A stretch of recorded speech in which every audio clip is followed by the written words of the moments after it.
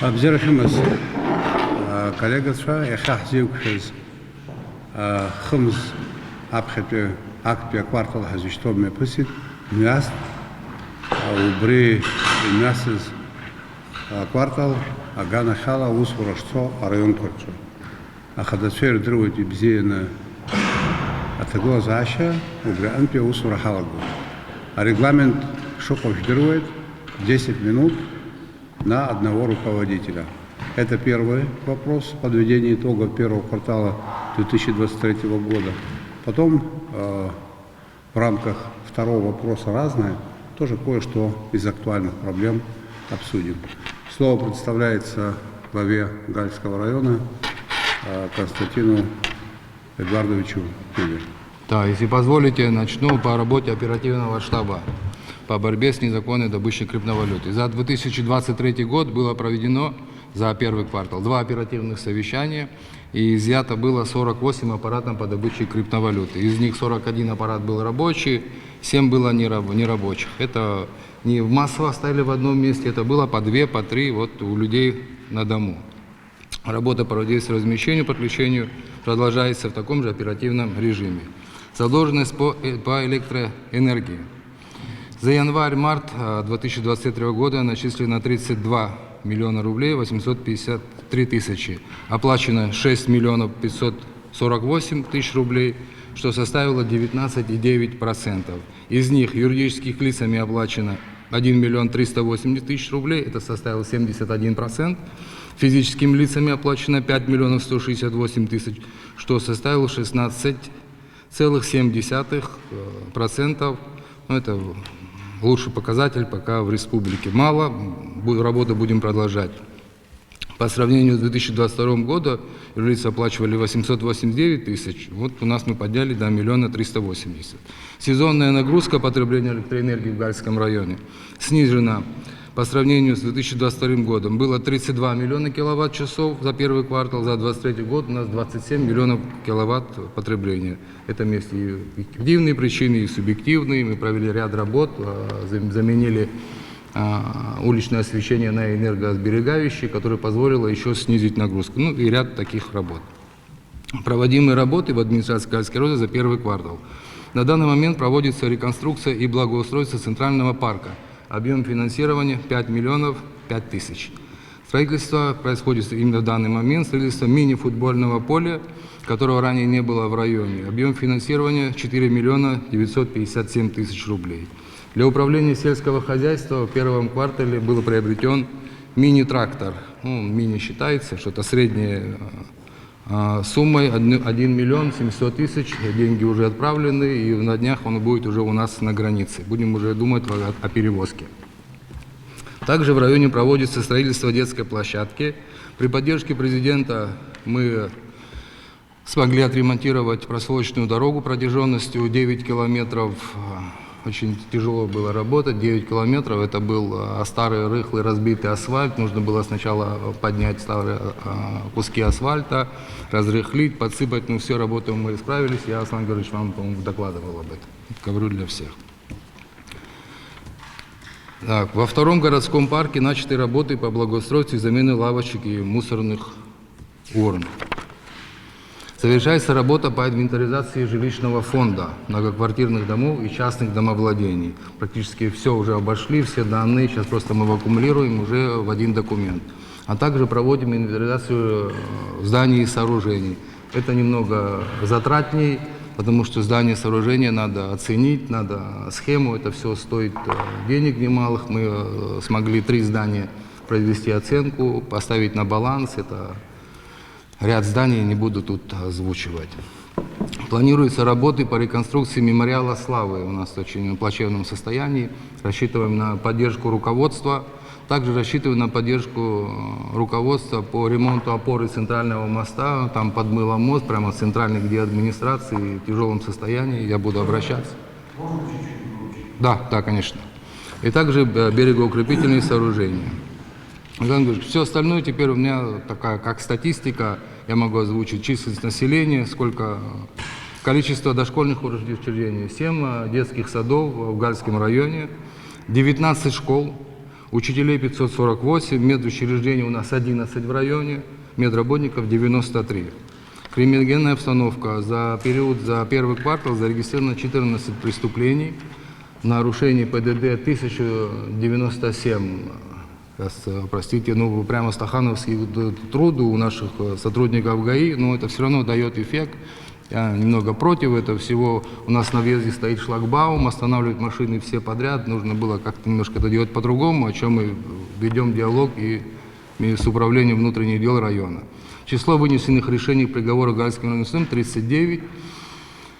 И у нас количество зарегистрированных, если позволите, я это тогда опущу. Все, хорошо. Количество зарегистрированных физических и юридических лиц, состоящих на налоговом учете в Галицком районе с указанием экономической вида деятельности. У нас 81 всего юридических лиц, а индивидуальных предпринимателей 464. Из них 89 занимаются транспортными услугами, 330 это торговля, небольшие магазины, 45 это услуги, типа парикмахерских и швейных мастерских. Вот у нас вот такая небольшая налоговая база, но при всем при том мы справляемся. У нас за первый квартал перевыполнение составило 129,3% отношений. План у нас был за первый квартал 10 миллионов 262 тысячи, вставляю мелочи. Собрали мы 17 миллионов 892 тысячи. Земельный налог при плане 1 миллион 149 тысяч, мы собрали 1 миллион 334. Я повторяю, это все квартальные цифры. Дотации мы получили в полном объеме, и расходы у нас составили в полном объеме. Объем резервного фонда за первый квартал траты составили 674 тысячи рублей, и из них в том числе оказана материальная помощь 59 гражданам. 2023 года доходная часть бюджета выполнена на 79%. При плане по доходам 54 миллиона 919 тысяч рублей фактически выполнение составило 43 миллиона 474 тысячи рублей. Расходная часть выполнена на 61%. При плане расходном 68 миллионов 818 тысяч рублей. Фактически исполнение составило 42 миллиона рублей. Бюджет района в основном социально ориентировано более 8%. Расходная часть бюджета приходит на выполнение заработной платы. Также материальной помощи, пособий и так далее. За первый квартал 2023 года план по налоговые платежи выполнены на 110%, то есть при плане 7 миллионов 343 тысячи рублей, фактически выполнение составило 8 миллионов 552 тысячи рублей, на сумму 709 тысяч рублей больше запланированного. По данным Государственного комитета по статистике Республики Абхазия, численность экономической активности населения района составляет 1024 человека. То есть здесь немножко, видимо, неправильные цифры. В прошлом году у нас было 1350, а в этом году почему-то дали цифры 1024 человека. Средняя заработная плата составляет 14 623 рубля. Всего в отделе соцобеспечения Ткачевского района по состоянию 01.04.2023 года состоит на учете 4034 человека. 438 пенсионеров получают только абхазскую пенсию. За первый квартал 2022 года задолженность за потребление электроэнергии по району составила 43 миллиона 364 тысячи рублей, в том числе физические лица 41 миллион 732 тысячи рублей. Из юридических лиц 1 миллион 632 тысячи рублей. Средний уровень собираемости за первый квартал, уважаемый президент, у нас упал очень. На сегодняшний день 7%. На 7%. В первом квартале 2023 года всего по району израсходовано 32 миллиона 338 тысяч киловатт-часов электроэнергии. Оперативный штаб по борьбе с незаконной добычей криптовалюты ведет свою работу в ходе повторных рейдов, мероприятий, новых повторных подключений не обнаружено. Общая площадь сельскохозяйственного назначения по району 19 129 гектаров.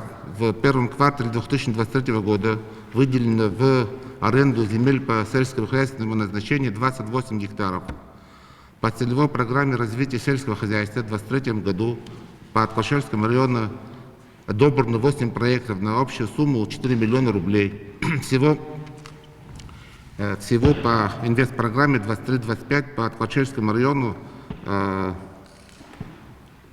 предлагается реализовать 6 мероприятий на общую сумму 230 миллионов рублей. В первом квартале мероприятий по инвестпрограмме не проводилось. В первом квартале 2023 года в районе, в городе велись следующие мероприятия.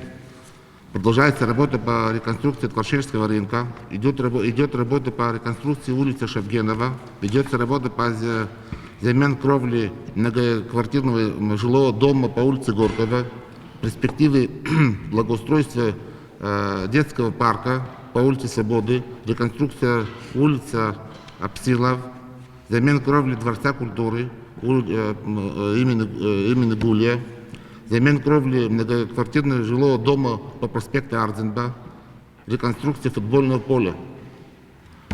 В 2023 году администрация Аткарчевского района намечается ряд мероприятий, которые, уверен, будет реализовано в том числе и при поддержке президента правительства Республики Абхазия. У меня все, Руслан Георгиевич. В этом колхозе, который я задал вопрос, Да. Так, проводится. Кахора вы имеете в виду, да? Да, мы там выделили землю на 300 гектаров, идет посадка, они в этом году посадили примерно около 5000 корней цитрусовых. И фактически там занимается ООО «София» фирма. Фактически в этом году она смогла вывести всю продукцию в Россию, реализовать и собирается в дальнейшем. Как? План, график работы какой-то имеется? Вы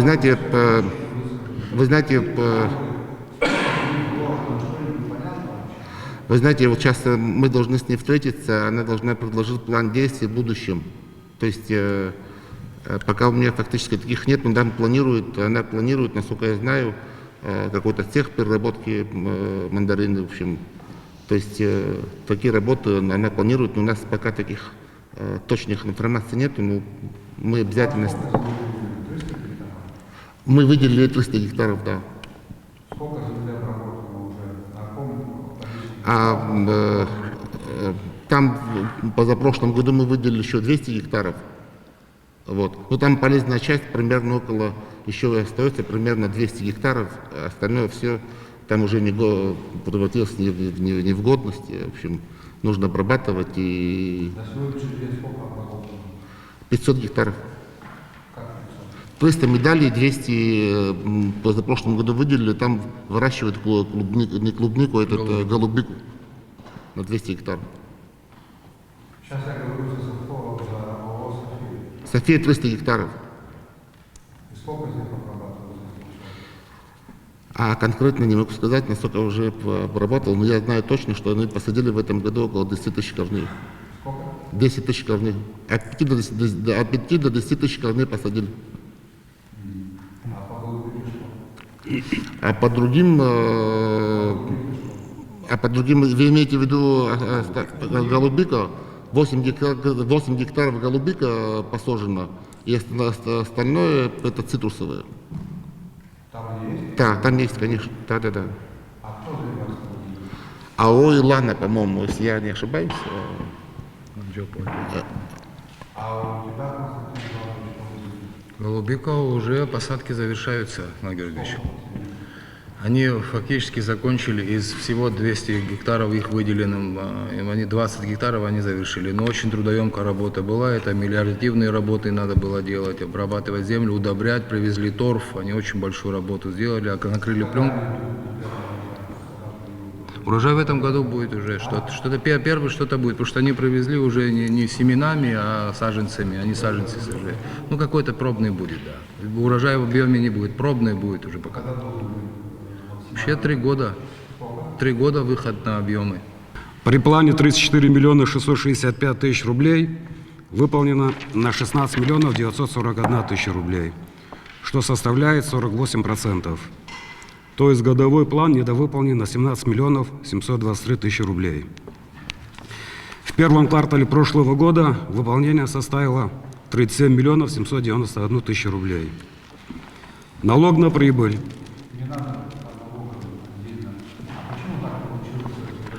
У нас провал по рыбному сезону, по путине.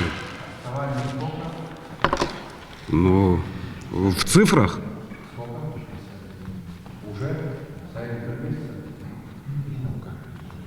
Путины.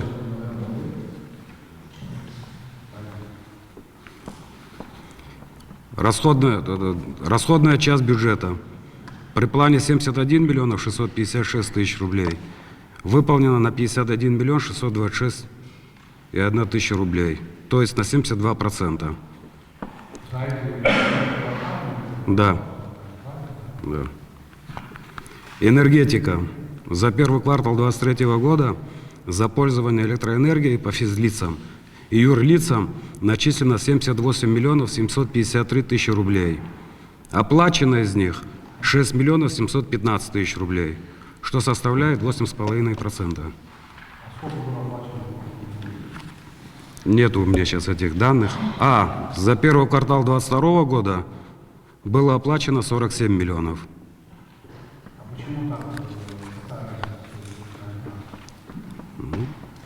Собираемость такая. Тариф тоже повлиял. И тариф повлиял. Отказываются люди платить.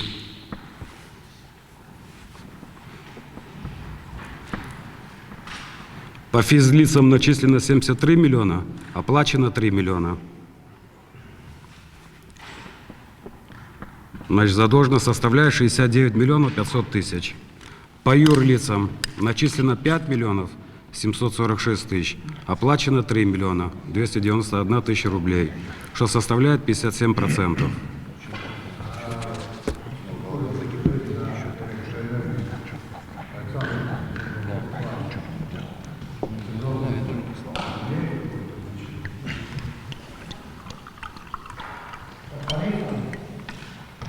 Оплата за электроэнергию, она у нас носит какой-то сезонный характер или не носит?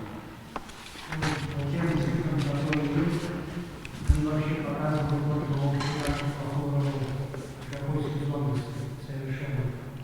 За январь, за февраль, за март, за показатели прошлого года средние статистические цифры по Абхазии 12% населения. Выходит только за счет юридических лиц. Средний показатель оплаты юрлицам 67-70%. Даже в наших условиях это может быть 90 и выше. Поэтому мы теряем много средств. Отчисляются большие суммы, оплачиваются мизерные, к сожалению. Даже в летнем году сезона, не в обеих городах и городах, оплата снижается вообще, не то, что повышается. Видимо, некогда повышается. Это реально. Социальная сфера. Пенсионеров всех 36 категорий 8645 человек, получающих российскую пенсию 3065 человек, абхазскую пенсию 5580 человек. За последние 2 года увеличена абхазская пенсия 10 категорий пенсионеров. Среднемесячная абхазская пенсия для лиц, не получающих российскую пенсию, составляет 3000 рублей. Среднемесячная российская пенсия – 10 тысяч рублей. Количество школьных учреждений – 26, количество дошкольных – 1. Количество учителей – 470, количество медучреждений – 1 ЦРБ, 26 ФАПов, 1 СЭС. Количество врачей ЦРБ – 22 человека, средний медперсонал – 65 человек. Так, криминогенная обстановка. Зарегистрировано 13 преступлений, раскрыто 13. Нарушений правил дорожного движения 1240 случаев. Число вынесенных решений, приговоров Ачамчирским райсудом 93. Что сделано? За счет местного бюджета. Ремонт проселочной дороги село Утап на 85 тысяч рублей, село Тхина на сумму 300 тысяч рублей, благоустройство территории вокруг памятника Пачуле на 39 тысяч рублей. Так, благоустройство территории у въезда в город 133 тысячи рублей, устройство освещения улица Габлия 344 тысячи рублей и по озеленению на 220 тысяч рублей. Устройство спортплощадки на 670 тысяч рублей и ремонт набережной на 1 миллион 606 тысяч рублей. За счет средств республиканского бюджета, резервного фонда президента и кабинета министров село Челов на сумму 20 миллионов рублей. Значит, здание сельского дома культуры 7 миллионов 331 тысяча рублей, здание школы 7 миллионов 800 тысяч рублей, здание администрации 5 миллионов 620 тысяч рублей. В селах Адзюбжа, Кутол и Паквач строится и ремонтируется здание и помещение для размещения ФАП на сумму 8 миллионов рублей. В селе Лаброво восстановлено 2 моста на сумму 8 миллионов рублей. Идут работы в селе Паквач и в Адзюбжах по расчисту реки Кодор.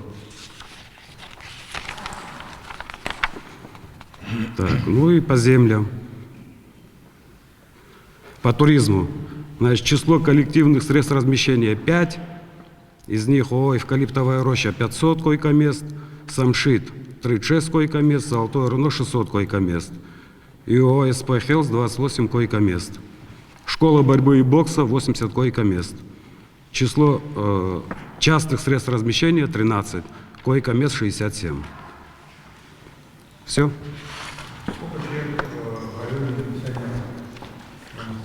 Я же назвал.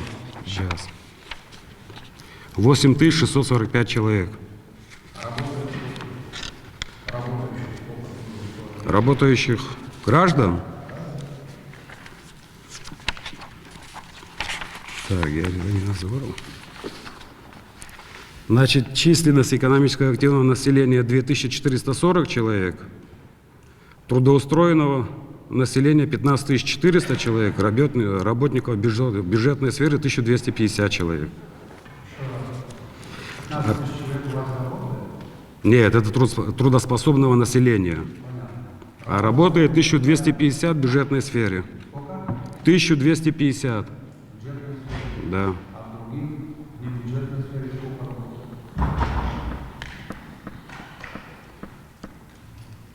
Нету данных. Нету данных.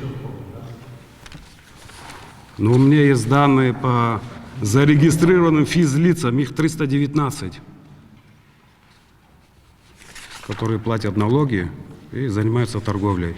На 16-этажке вы сейчас об этом говорите? Порядка 140 человек будут работать. Ну, набирают они сейчас, у них там тендер, ну, конкурс проводится. Списки есть, проводят конкурс, набирают людей. 1 июня обещают. 600 койко-мест, по-моему. Да. 600 миллионов. Не 600, первые инвестиции у них было 350 и 300. 650 миллионов. Уважаемый Аслан Георгиевич, в администрацию района с коллективными заявлениями обращались жители сел Бабушара, Кацыкпы, Арнаут, Чап в связи с весенними паводками. Я хотел бы от лица всех жителей поблагодарить вас за вашу поддержку. Вы подписали документ о финансировании проведения работ по укрепительным работам для того, чтобы не было подтопления. Работы уже начались на Большом Кодоре.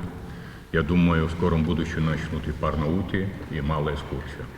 Для нас это очень важно, потому что угроза для жителей реальна.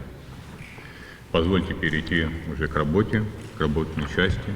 Доходная часть бюджета по состоянию на 1 апреля 2023 года выполнена на 103%. При плане 54 миллиона рублей. Фактическое поступление 56 6 миллионов рублей. Из них собственные доходы составили 20 миллионов рублей при плане 18,5 миллионов рублей, или 110%.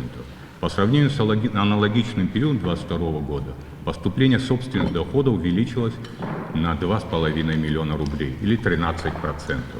Основными источниками налоговых и неналоговых поступлений в общей сумме доходов бюджета является подоходный налог. Удельный вес составляет 57%. За анализируемый период 2023 года было поступление в виде дотаций из республиканского бюджета в сумме 16 миллионов рублей. При плановом показателе 16 миллионов рублей и субсидий на 19 миллионов рублей. При плане 19 миллионов рублей. Также за аналогичный период было поступление из резервного фонда президента Республики Абхазия на сумму 350 тысяч рублей.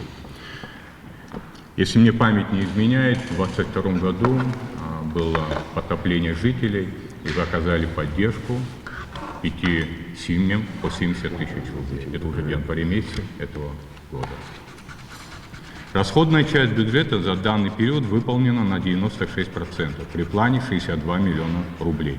Фактические расходы составили 60 миллионов рублей, что больше на 41% расходов за аналогичный период 2022 года. Все расходы производились путем доведения до распределителей бюджетных средств предельного объема финансирования расходов, которые имели целевое направление. Хотел бы напомнить, что планируемый бюджет Гулиевского района 91 миллион. В преддверии великого праздника 30-летия Победы я хотел бы обратиться и, пользуясь случаем, для оказания поддержки Гулиевскому району во многих областях. Это прежде всего жилищное коммунальное хозяйство, для того, чтобы мы могли привести район в идеальный порядок. Письма были направлены в Кабинет министров, уважаемый премьер-министр, и аналогичные письма, уважаемый господин президент. А также хотел бы затронуть, что электроэнергия очень связана с водоснабжением. В селе Джигута были проведены работы по инвестиционной программе. Они завершены еще в 2022 году. Там стоят мощные установки, которые дают возможность поступления в Гулиевский район, в город Сухум, поселок Синок и в поселок Абудзера Гулиевского района воды. При падении электроэнергии двигатели останавливаются. Нам необходимо сегодня уже поставить усилители системы для того, чтобы они могли мощность увеличивать, для того, чтобы мы могли водой снабжать жителей поселка Абудзера. Около 4000 человек и 1000 человек в других поселках. Также я хотел бы обратиться к вам с поддержкой, что помимо тех рек, которые мы озвучены уже в финансировании, стоит угроза и других рек. Много лет уже не проводились работы, и если будет оказана помощь техникой или финансирование для покупки техники, то в августе месяце мы можем проводить определенные работы для предотвращения паводков уже весенних в последующем. Это такая острая необходимость. И, естественно, в связи с курортным сезоном очень много гостей приезжают в Гулиевский район, в основном поселок Абудзера. Нам необходимо оказание поддержки для того, чтобы мы могли привести такой парк Смецкого, это известно на всю нашу республику, в полный порядок. Это для нас острая необходимость. Состояние парка желало бы лучшего на сегодняшний день. У нас таких два парка. Один парк Гагров, парк Оренбургский, и один парк в Гулиевском районе, парк Смецкого.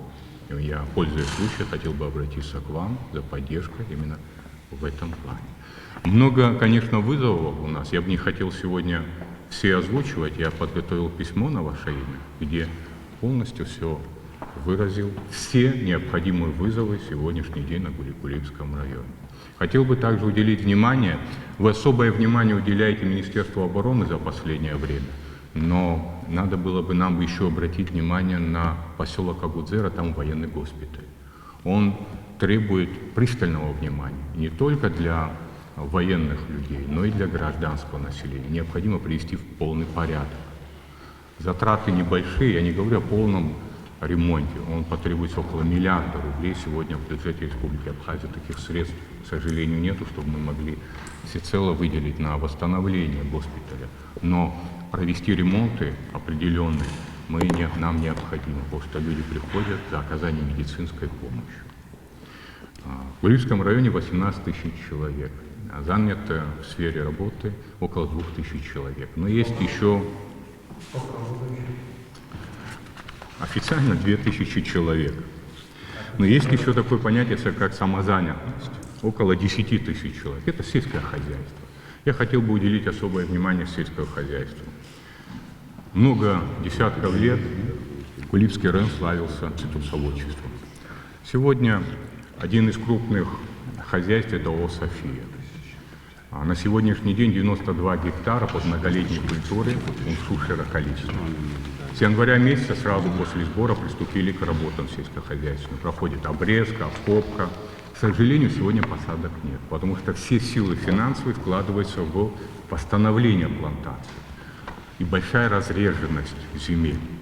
Если цитрусы должны в идеале расти 4 на 5, то сегодня разреженность очень большая. Необходимо оказание поддержки государства для того, чтобы мы могли насаждать наше хозяйство. И не только в Софии ООО хозяйстве, но и в других местах, где есть земли, которые требуются особого внимания. Это вот такой вкратце обзор. Сколько пенсионеров? 4000 человек, 13 школ, 1 спортивная, 3 детских сада. Учащихся в школе 1000... Конечно, конечно, конечно. Слава Богу, конечно. Абсолютно. Что касается электроэнергии, этот вопрос очень острый. Сегодня собираемость по электроэнергии очень слабая. В связи с чем? С повышением электроэнергии, с повышением тарифа. Потом мы, если говорить правду и говорить прямо, то электроэнергия – это товар, который государство поставляет к потребителю. Чтобы товар дошел до потребителя, необходимы во многих селах новые столбы, СИПы, трансформаторы. Электроэнергия, которая доходит до потребителя, очень слабая.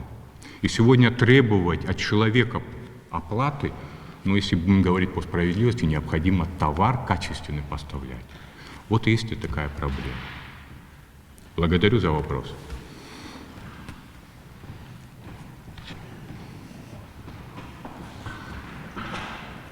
Позвольте мне уделить внимание школам. В Гулиевском районе 13 школ и 1 спортивная. Учащихся в школах 1850 человек, преподавателей 295 человек. В спортивной школе 333 человека, 3 детских сада. Состояние школ и детских садов желало бы лучшего. Пользуясь случаем, хотел бы попросить и обратить внимание в эту сферу. С нашей стороны мы привлекаем небезразличных людей, которые оказывают нам помощь. И мы пытаемся и делаем это, не останавливая, оказываем содействие и помощь. Конечно, это детские сады и школы. Но требуется помощь государства. Также я хотел бы обратить внимание на администрации района. В Гулиевском районе 10 административных центров. Состояние администрации, условия, где люди работают, желало бы лучшего. Я фактически проехал все администрации, будучи еще депутатом, конечно, но и сегодня, уделяя особое внимание, я вижу, что условия, где люди трудятся, необходимо более современные. Необходима техника, необходимо оборудование, необходимо современное оснащение. Но само здание требуется в особом ремонте. И сама администрация Гулиевского района также требуется в ремонте. Буквально недавно мы завершили ремонт крыши. Это говорит о том, что при бюджете 91 миллион, я округлил, вызовов намного больше. Если вы позволите, я более расширю. Расходы 267 миллионов, а дотации 176 миллионов с половиной. Благодарю вас.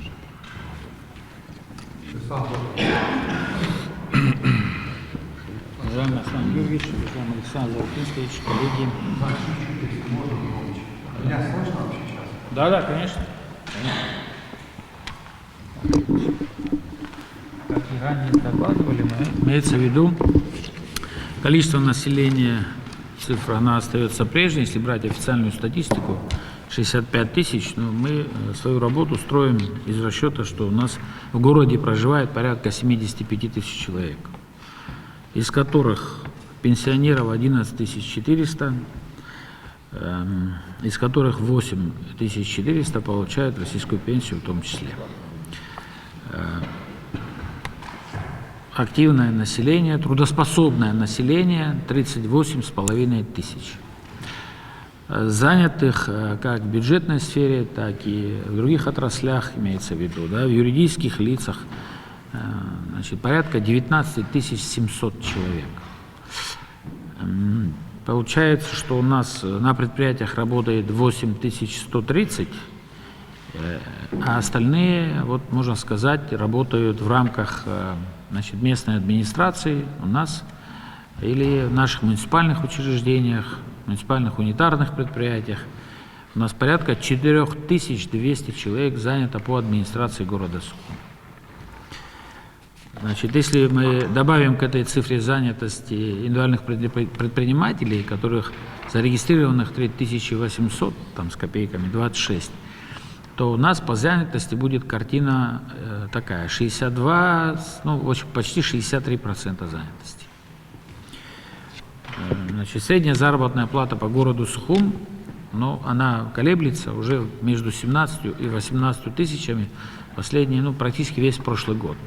На первый квартал она не изменилась по результатам первого квартала, и в районе 18 тысяч рублей.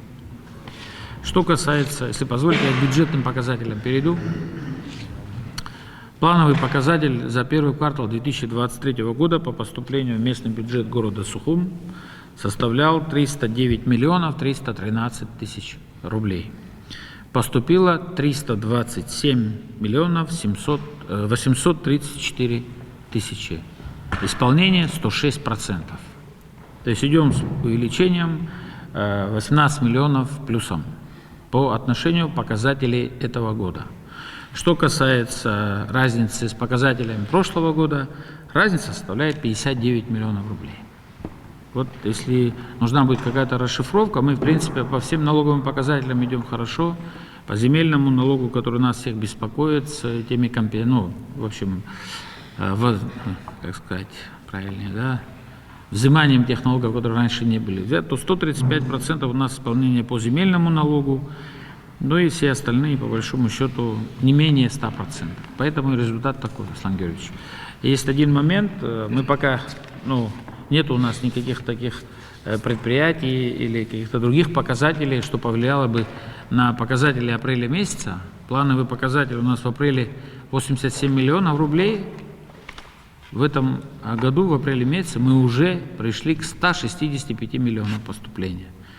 То есть увеличение только по месяцу апрелю на сегодняшнюю дату 78 миллионов рублей за один месяц. Месяц еще не закончился. Я думаю, эти цифры хорошие, и мы ожидаем хорошего пополнения бюджета городского. Вот. Значит, если тогда я перейду так же, как ребята докладывали, или в общем пока скажу, какие работы ведутся. Но я ранее как-то докладывал, что ввиду того, что у нас этот год юбилейный, мы какие-то литерные объекты восстанавливаем, уже приступили к их исполнению, завершаем объект в районе платформы ГУМа, там осталось немного совсем. Если обратили внимание, там панно восстанавливается и, значит, вся опорная стена с двух сторон. Значит, объект фуникулер, значит, та же колоннада первая, там фонтан, пока еще не приступили, но документация вся готова. Верхняя площадка уже ближется к завершению, работы ведутся, темп, ну, нам кажется, хорош. Да, к 30 сентября должны успеть всю историю закончить с новой полосой освещения. Вот начались работы по восстановлению парка имени Тараса Мироновича Шамба. Полным ходом ведутся работы, идет демонтаж, дизайн-проект утвержден. Мы в 2021 году еще купили ростовые куклы такие, да, привезли их, и мы также будем поддерживать вот эту, которая же в народе устоялась, название парка «Сказка», потому что дети любят очень туда ходить. И в середине фонтанчик он будет также восстановлен без каких-либо изменений. И с добавлением вот таких детских игровых больших кукол, которые куплены, их у нас штук 15, будут также расставлены по всему парку. Значит, ведутся серьезные работы по расчистке русла реки Адзябш, это имеется в виду от улицы Адыгейская вплоть до выхода в район Маяка. Сумма очень серьезная, 18 миллионов рублей, но мы зашли аж почти от станции электрической, идем сюда вниз, должны выйти, потому что угроза. Мы первый раз это сделали в 2020 году, и вот эти крупные наводнения, когда каждый раз топило улицу Титова и весь вот этот, да, старый поселок и так далее, да, мы избежали этого 3 года, и сегодня пришло время, когда надо это дело восстанавливать, поэтому мы пошли на эти работы. Также выполняются работы по расчисту русла реки Гариквара, она идет по верху, значит, да, вдоль наших, ну, предгорных мест, так скажем, да, города, и она также впадает в речку Адзябш.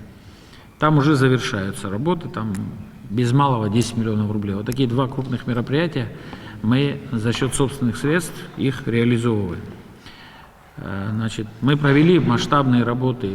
Масштабные говорю, потому что они состояли из нескольких этапов по реке Басла. Если обратили внимание, потом расширили русло, и за счет этого вот эти крупные паводки, которые были весенние и осенние в прошлом году, нас миновало, значит, да, наводнение. Вот. Это все делалось собственными силами. Дальше, конечно, еще нужно, да, там много чего делать, но пока что касается этих дел, мы останавливаемся на достигнутом пока. Что касается планов, опять же, да, по юбилейному году, 30-летия Победы, в плане у нас сидит восстановить улицу 30 сентября, это очень символично, она находится в новом районе. Вот, и улицу Ардзенба от улицы Агумава, это где начинается республиканский стадион, и довести ее до конца. Значит, бюджет порядка этих 2 улиц, порядка 120 миллионов рублей. Ну, я выходил с инициативой, председательствует нашей комиссии значит, вице-президент Бадр Зуравович. Я пришел с цифрами, сказал ориентировочно, у нас тогда были расчеты ориентировочно порядка 100 миллионов рублей для того, чтобы восстановить в этом году эти 2 улицы. И мы в бюджете города готовы, значит, половину взять на себя, половину за счет средств, которые, если будет такая возможность, еще раз, да, половину тогда, если нас поддержит республиканский бюджет из тех денег, которые были предусмотрены на празднование юбилея. Вот. Значит, мы со своей стороны убежден теперь уже по результатам первого квартала, потому что дальше у нас месяцы должны быть, если нас курортный сезон не подведет, и с учетом той подушки, которую мы собрали за первый квартал, и особенно апрель, мы уже, в принципе, можем сказать, что мы спокойно можем прошлогодние деньги, 180 миллионов, перебрасывать на этот год и идти, значит, в их освоение по таким крупным, да, вещам, о которых я говорю. У нас пока нет решения городского собрания, нам надо с Минфином еще согласовать, поэтому я это все сейчас озвучиваю.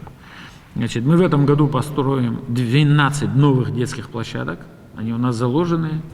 Значит, в прошлом году мы и восстановили, и купили, и там порядка 16 детских площадок по городу, из которых мы 4 восстановили, тоже штук 10 купили.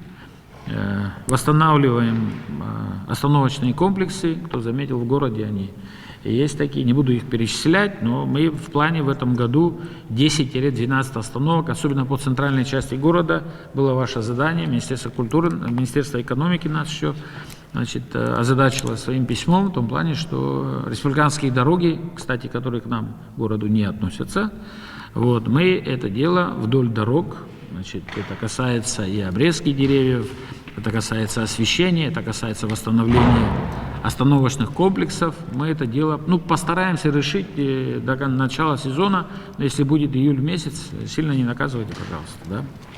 Вот, мы это дело попробуем довести. Была куплена специальная техника, ввиду того, что у нас, ну, продолжаем возить мусор в ГАЛ. Недовольство наших жителей в новом районе, оно постоянно то поднимается, то падает. Градус этого недовольства. Мы с ним работаем, с населением, объясняем. Расширили парк транспортировки до 4 больших машин, которые возят там по 40 кубов каждая, которая делает как минимум 2, а то 3 рейса в день в ГАЛ. Это большие меры. Плюс все мусорные машины 18-кубовые как минимум 1 раз в день ездят в ГАЛ. Технику мы, в принципе, уже практически добили, но поддерживаем как можем, Аслан Георгиевич. Купили еще 1 мусоровоз, вот, который нам тут по городу будет помогать, он тоже 18-кубовый, большой, за 5,5 миллионов рублей нам удалось взять, нам помогли наши побратимые города там взять по хорошей цене. И также купили, очень хорошая покупка, считаю, бульдозер для работы на полигоне. 12 миллионов мы заплатили, вот он сейчас в работе, где-то через месяц подойдет, потому что техника бульдозерная, которая работает на Гальском полигоне, она все уже, я всех коллег, глав администрации побеспокоил, по каждой запчасти у этого Липхера уже летит, он уже практически мертвый, да? Мы его еле-еле, а там надо каждый день вести работы на полигоне, на большом специализированном бульдозере, то есть обычный бульдозер там работать не может.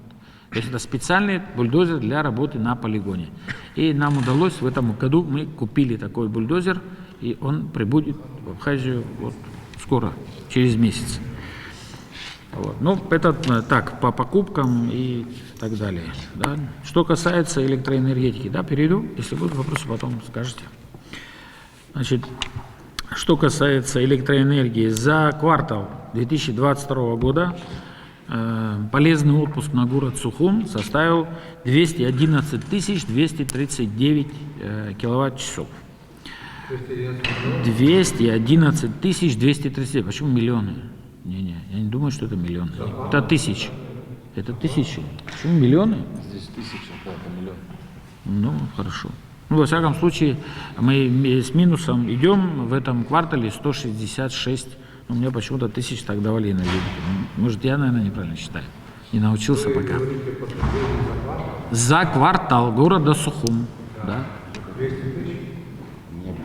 211, миллионов получается. Идет вот здесь 1000. Ну, хорошо. Ну, хорошо, 211 миллионов, да. Согласен, спасибо за поправку. В этом году 166, минус 45 миллионов получается. То есть мы потребили в этом году на 45 миллионов киловатт-часов меньше за квартал. Что касается платежей, значит, в прошлом году за квартал было начислено 85 миллионов 715 тысяч, в этом году начислено 178 миллионов 988 тысяч. По оплате. В прошлом году прошла оплата 24 миллиона 873 тысячи, в этом году 48 миллионов 898 тысяч.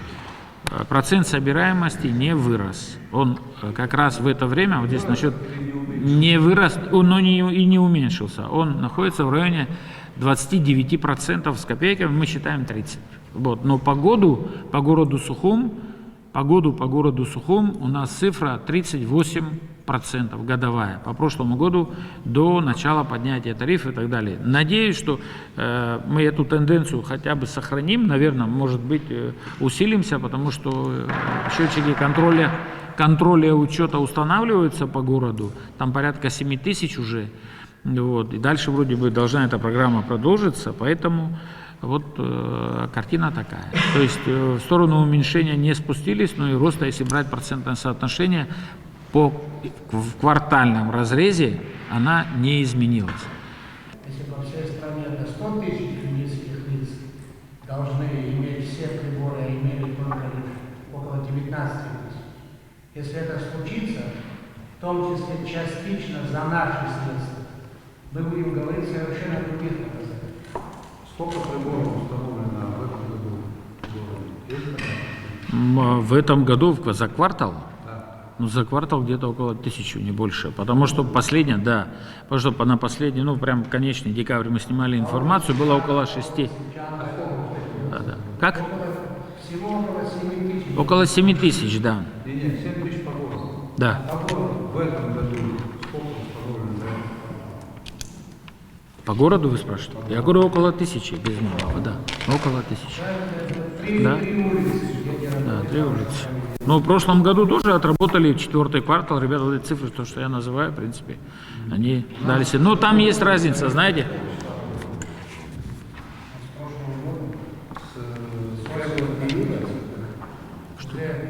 Если споры отбросить, эти показатели сентябрь, октябрь. Ну, 4-й квартал, да, конец года. Конец года. Ну, вот эти новые приборы учета, чем лучше, они технологически правильнее, да, потому что мы проводили работу, пока не началась новая установка новых приборов учета, старались восстановить старые, там дошли порядка 3,5-4 тысяч даже. Но когда пошли веерные отключения, сбой, аварийные ситуации, им очень долгое время нужно на перезапуск.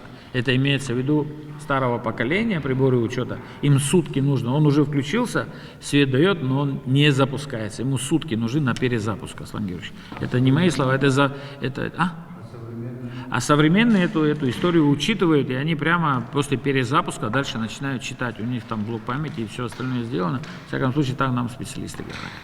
Поэтому от бывших старых приборов учета в нынешние, тогда таких проблем не было, и поэтому к этой проблеме не относились серьезно, так скажем, для того, чтобы их экстренно менять. Вот это количество, то, что назвал Александр Золотинскович, оно действительно, да, работало, и сразу там 95% мы имели, помните, Аслан Георгиевич? Оплата была очень высокая, там где была. Сейчас 80, я вам докладывал, 78 уточненная цифра была по городу Сухум, где установили счетчики, я вам докладывал, 78%, около 80, да. Такая ситуация. Да, так текущие работы ведутся. Мы в некоторых местах обратно эти дворы, бетонирование дворов, тротуаров. Видно по городу там, что делается. Не буду называть квадратные метры, они исчисляются тысячами. И такая работа ведется, не останавливается. Есть такие тоже вещи, как, допустим, улица Губечья. Улица Губечья, например. Неважно, кому это принадлежит, за счет каких средств, Ну да. Но удалось восстановить сейчас, наверное, общими усилиями крышу на вот там, где сидит городской суд Сухумский, удалось восстановить. Сейчас мы будем вместе с Минфином закрывать эти деньги. Вот. Есть одна ЧПшная ситуация, ЧПшная, говорю, потому что чрезвычайная ситуация. На самом деле сошел сель, прямо на границе Сухума и Сухумского района, значит, Арцах, по-моему, улица, если не ошибаюсь, перекрыл движение. Это вот там, где живет Савелий Читанова, то, что мы считаем, около 5 миллионов рублей. Не около, уже с экспертизы документ пришел. Но это... она сель, там был высокий забор, была подпорная стена, сель я ее так назвал, но она, видно, не выдержала этих обильных дождей, там оказался как котлован, и он треснул, и вместе с ограждением ушло это дело прямо на проезжую часть. Сейчас люди вынуждены ездить вокруг, но мы посчитали, вышли на 5 миллионов, тоже будем искать вариант решения. Вот. Так. Понятно. Что там в районе Эльбруса у нас делается? Эльбруса? В смысле гостиницы? Они пока разбирают, проект пока не представлен, так, чтобы его можно было пропустить через администрацию города, через все службы. И пока нет такого проекта, чтобы были представлены. Они занимаются пока демонтажом, уведомили нас, что готовят проект и будет представлен, когда они будут готовы. Все. Если брать только эту часть. В остальных решения принимались, и по апарт-отелю в том числе. И сейчас мы там временно как-то начинаем корректировать свои действия. Криминогенная обстановка в районе имеет тенденцию к снижению. Цифры на 3 единицы преступления меньше. Одно ДТП, к счастью, без смертельного исхода. Вопрос электроэнергетики. Относительно аналогичного периода прошлого года на первый квартал текущего года в районе было потреблено на 1,8 миллион киловатт-часов меньше, что составляет 35,9, и прошлый период 37,7 миллионов киловатт-часов было полезного отпуска в Сухумском районе. Процент собираемости за электроэнергию составляет 13,7%. Объем задолженности из года в год растет. На сегодняшний день, по итогам первого квартала, объем задолженности составляет 28 миллионов рублей. Сколько денег поступило? 4,4 миллиона рублей. За аналогичный период прошлого года 2,4 миллиона рублей было собрано из физических и юридических лиц. Так. Дальше. Да.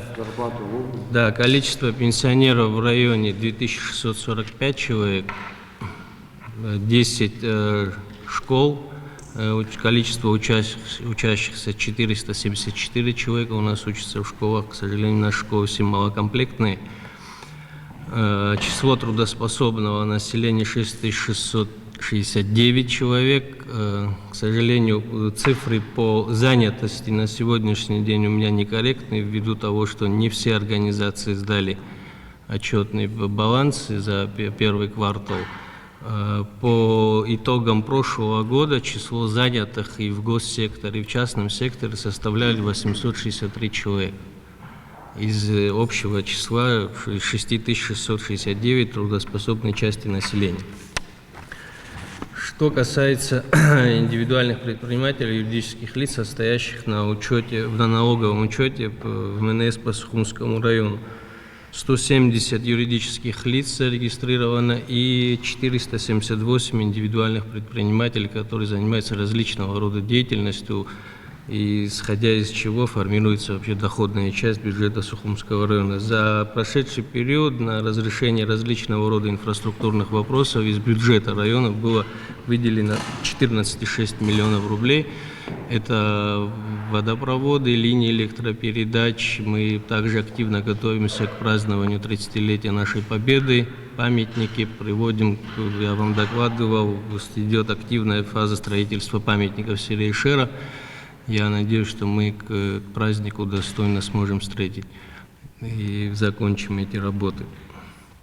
Ну, вкратце, в общем, основные показатели района вот в этих цифрах и состоят. Экономический отдел есть в администрации? Да, конечно. Цифры считают какие-нибудь? Ну, старается, если есть что считать. Объемы сельхозпродукции какие? Объемы сельхозпродукции мы не можем подсчитать. Мы не обладаем такой исходными данными, чтобы подвести какие-либо итоги. Объемы оказанных услуг, промышленной продукции? Объемы оказанных услуг относительно промышленных предприятий у меня есть. Они, к сожалению, невелики. У нас 2 организации всего, относящиеся к этой категории. Поэтому озвучивать Почему их... объемы сельхозпродукции вы посчитать не можете? В чем? Ну, тут надо понимать структуру этого объема. Если говорить о государственном секторе, да, из числа сельхозпредприятий, из ожидаемого урожая можно какие-то цифры делать, но общий объем сельхозпродукции складывается не из частного сектора большей частью. Подсчитать эти цифры, я не знаю, как это возможно сделать. У нас нет исходных данных, сколько плодово-ягодных культур, сколько цитрусовых. Почему вы не берете исходные данные? Не знаю, методику сбора этой информации не могу. А что там методика? Глава района, глава села есть? А что там по хозяйственной книге нашей? По хозяйственной книге информация, да, содержится, но много культур культивируется в районе, выращивается. Это и овощи, это ягоды, но учет этих хозяйств, то есть они настолько мелкие и кустарным образом все происходит, что посчитать, какой объем был произведен и на какую сумму реализован, не представляется возможным. Эти суммы будут очень относительными. Да, а структура невозможно это посчитать. Слушай, скажи мне такую вещь бесплатно. Глава села, который работает много лет в селе,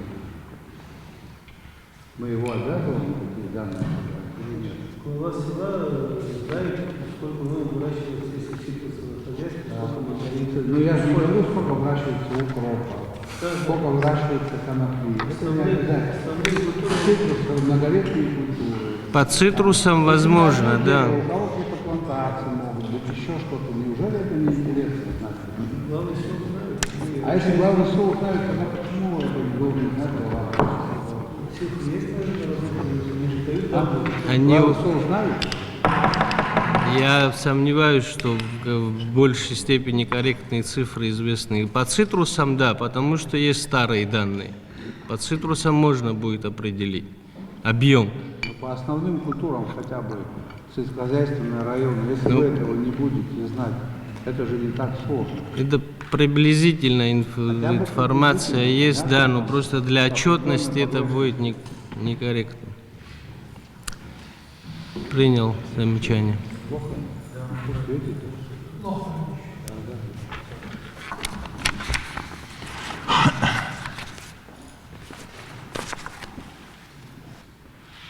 Если в силу определенных обстоятельств таких данных сейчас здесь нет, это не значит, что их не должно быть. Вы объяжите своих подчиненных глав сел, основные виды культур сельскохозяйственных.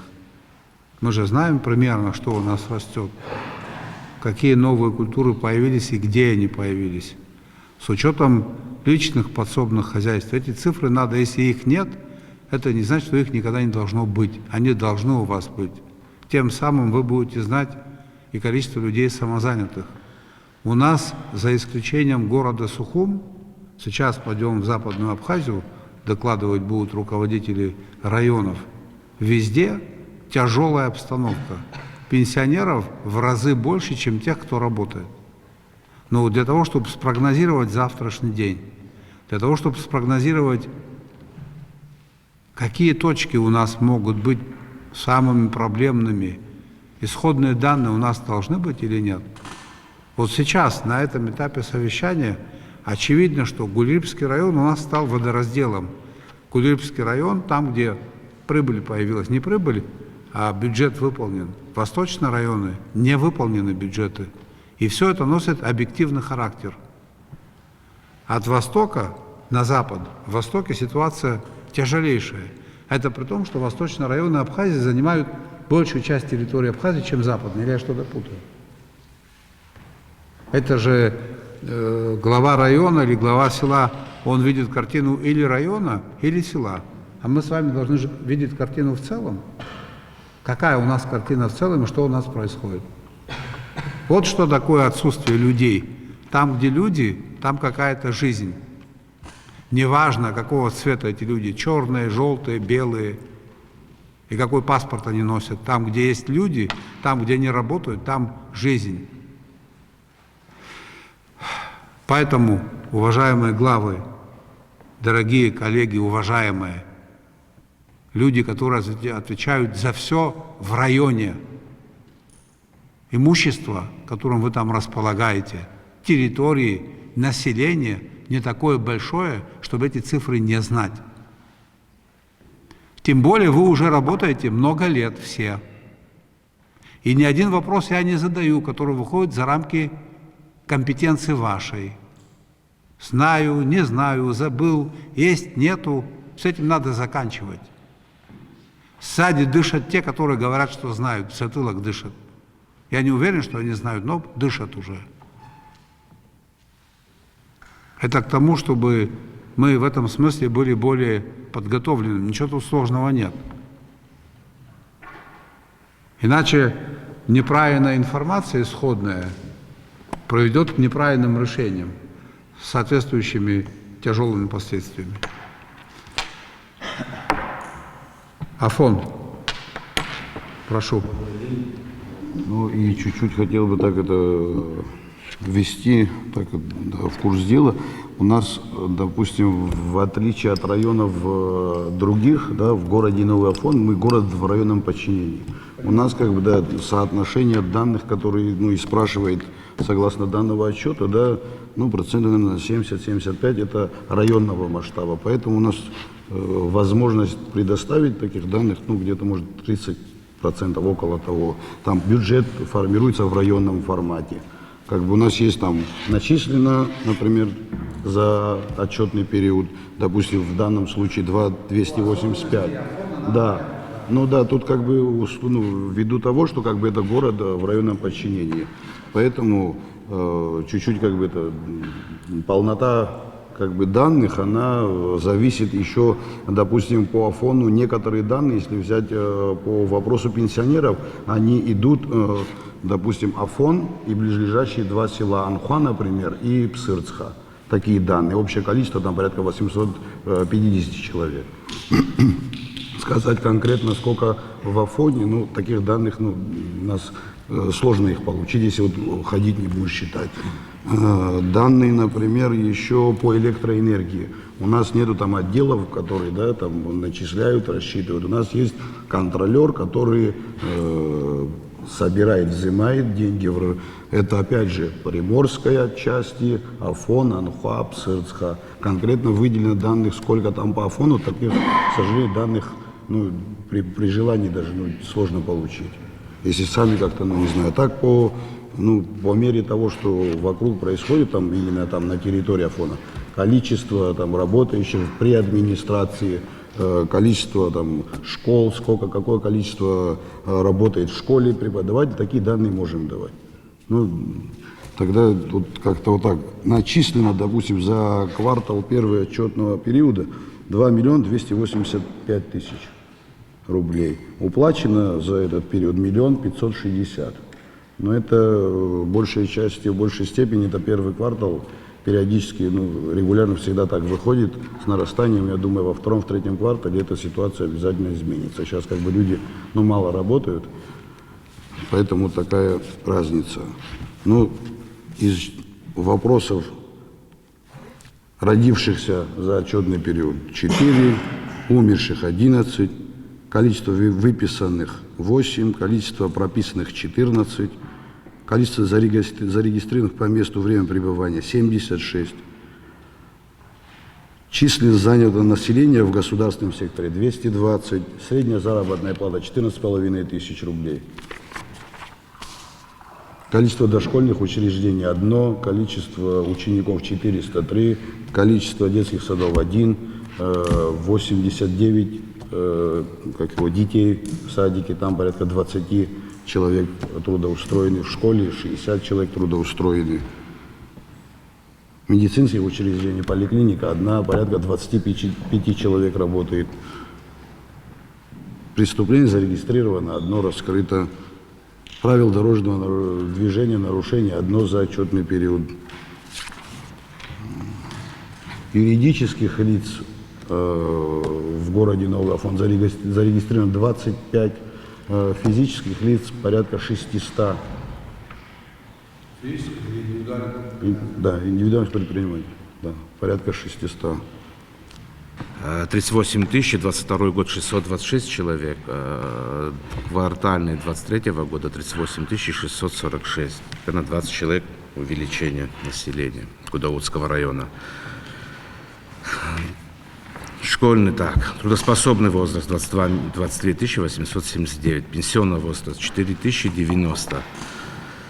Количество родившихся 58, это 22 год, и 62, 23 год. Дальше я перейду уже о исполнении бюджета. Исполнение местного бюджета. Показатель доходной части местного бюджета 98 117 000. 23 год, это 22, 23 год 93 308 000. Налоговые доходы 40... Одну секунду, еще раз по бюджету. 98, 22 год 98 117 000. И 93 308 000, это 23 год, квартал. Квартальный. Меньше, чем до 2? Да, меньше. А план какой был? На 23 год план на первый квартал какой был? Ислам Георгиевич, там собственные доходы бюджета выросли на 1%. Там дотация меньше стала, за этот период потребность меньше. А так собственные доходы у них плюс 1%. Так в абсолютных цифрах меньше стало? И того меньше. Но собственные, то, что они собирают, не помощи с республиканского бюджета, у них плюс идет 1%. Понятно. 83 миллиона собрали в прошлом году самостоятельно. И 43 миллиона и 43,5 в текущем году. Земельный налог. 22 год за квартал 6 912, 23 год 4 897. Общую картину по налогам вы озвучили, этого достаточно, можно не разбивать. Наверное, самый большой налог это подоходный, нет? Да. Так, да? Подоходный? Подоходный. Понятно. Хорошо, дальше. Энергетика. Объем потребленной энергии, электроэнергии за 2022 год 118 миллионов 608 тысяч киловатт-часов. Это за первый квартал 2022. 2023 год, квартал 102 миллиона 422 тысячи киловатт-часов. Платежи за употребленную электроэнергию 22 год 45 миллионов 867 тысяч рублей. 23 117 миллионов 86 тысяч. Оплачено или Да. выставлено? За это оплачено. За платежи за потребленную электроэнергию. Да, это оплачено. А вот объем уплаченных платежей за употребленную электроэнергию 6 миллионов. Это выставленные платежи. Объем уплаченных платежей за употребленную электроэнергию 6 Погоди, миллионов ты же 600. среди своих, ты что волнуешься? Нет, я не за это просто. Денег сколько за первый квартал за электроэнергию поступило? 117 миллионов, вряд ли. Нет, здесь 117 миллионов.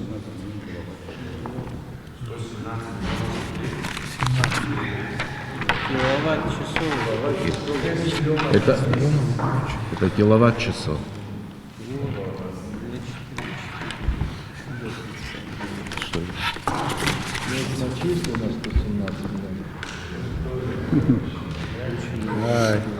Ченцов Эдуардович, это кто-то проверяет вообще, когда к нам приходит? У нас начальник управления где экономического? Да.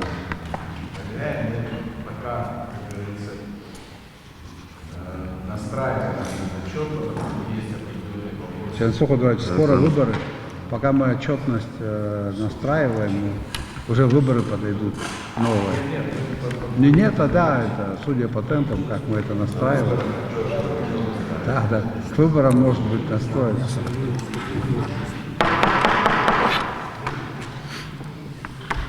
Что происходит, я не понял. Всего лишь спросила прибор учета, где можно... Можно же потом спросить?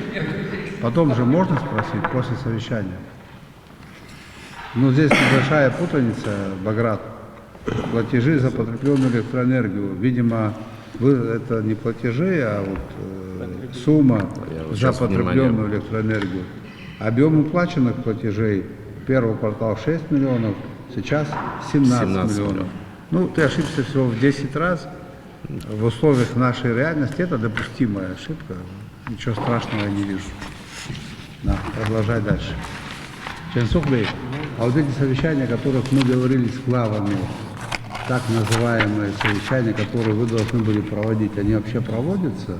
Сверка часов, чтобы мы говорили на одном и том же языке, на профессиональном языке, с полуслова, чтобы понимали, это делается, да?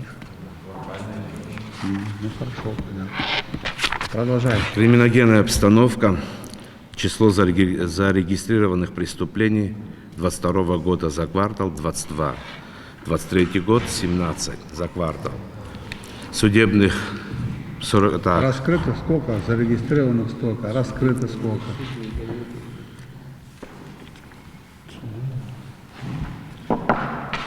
Число вынесенных решений приговоров, число вынесенных решений приговоров судами общей юрисдикции. 43 приговоров, 77 решений. Такие данные я имею.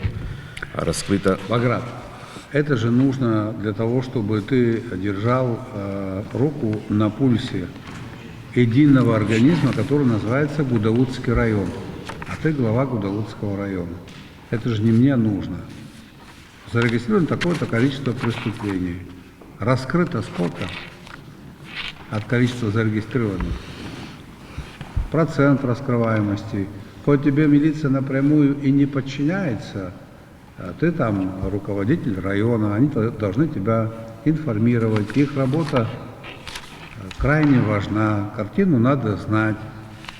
Что там происходит по раскрываемости, мой друг? Опустил. Да. Ну, вот эта форма вообще... Высочайшие цифры раскрываемости. Самая низкая 84% общеуголовной преступности. Высокая 87%. Такое редко вообще бывает в европейских странах, где налажена работа. А в Абхазии это есть. Форма вообще зачем? Понятно. Но когда об этом докладывает глава администрации района, если он держит руку на пульсе, у него могла бы быть картина более объективная. Вот когда мы будем заслушивать министра, там может быть другая, конечно, картина. А тут человек на месте, он должен знать и не заинтересован в том, чтобы картина была прикрашена. Если плохой показатель для всей Абхазии – это розыск преступников. Если 330 примерно преступников розыск, Разных дел, да, в настоящее время. да, если то реализовано, может быть год 60. Это очень хороший считается показатель, хотя по тому, что в основном прячутся очень опасные преступники, которые влияют на криминогенную систему. Тут нам надо и Белоусскому району, в частности, и всем улучшать эти показатели и учить молодых оперативников. Вот это самое слабое звено. Что еще, Баграт? Сельское хозяйство. Количество земли сельскохозяйственного назначения 28,79 га. 28 тысяч гектаров, наверное, 28, да, 28 тысяч. Количество земли, занятой цитрусовыми культурами, 212 га. Количество земли, занятой многолетними насаждениями, за исключением цитрусов, 903 га. Пассивные площади сельскохозяйственных Гудаутского района 2133 га. Это по сельскому хозяйству.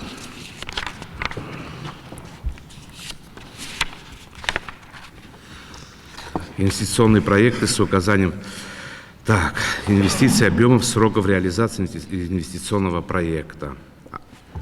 АО «Абхазский национальный парк», Апсна 2020, объем инвестиций 12 миллионов 700 тысяч. Это Мгудзерха Пилия. 12 миллионов всего? Да, объем инвестиций, но это не квартальный. 12 миллионов. Да, я думаю, что... Нет, вот больше. Это был первый этап 22 года, это 23 год, 20 миллионов 800 тысяч. Так. ИП Сичинава, объем инвестиций 27 миллионов. И вторая, это то, что строится на Ацинском, Приморском Ацинский поворот. И второй объект, это торговый комплекс? Торговый комплекс, да. И второй, что построенный в селе Хэпста, 28 миллионов. А вот дом отдыха Черноморец, там ремонтные работы да, идут? идут, работы идут. Когда это все будет завершено? Не могу ответить, когда они будут завершены. Позвольте зачитать небольшой доклад за первый квартал третьего года. Расходы по бюджету.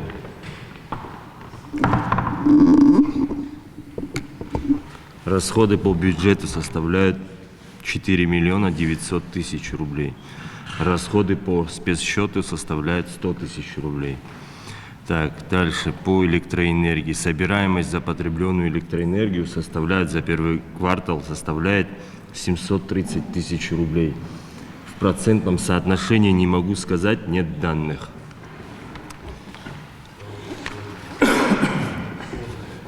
Да.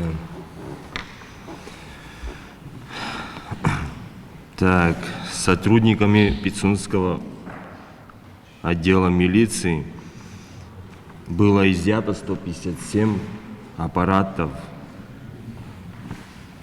Так, заявлений и жалоб уголовного характера нет. Акты по выделению земельного участка под строительство жилого дома 21, общей площади 126 соток земли.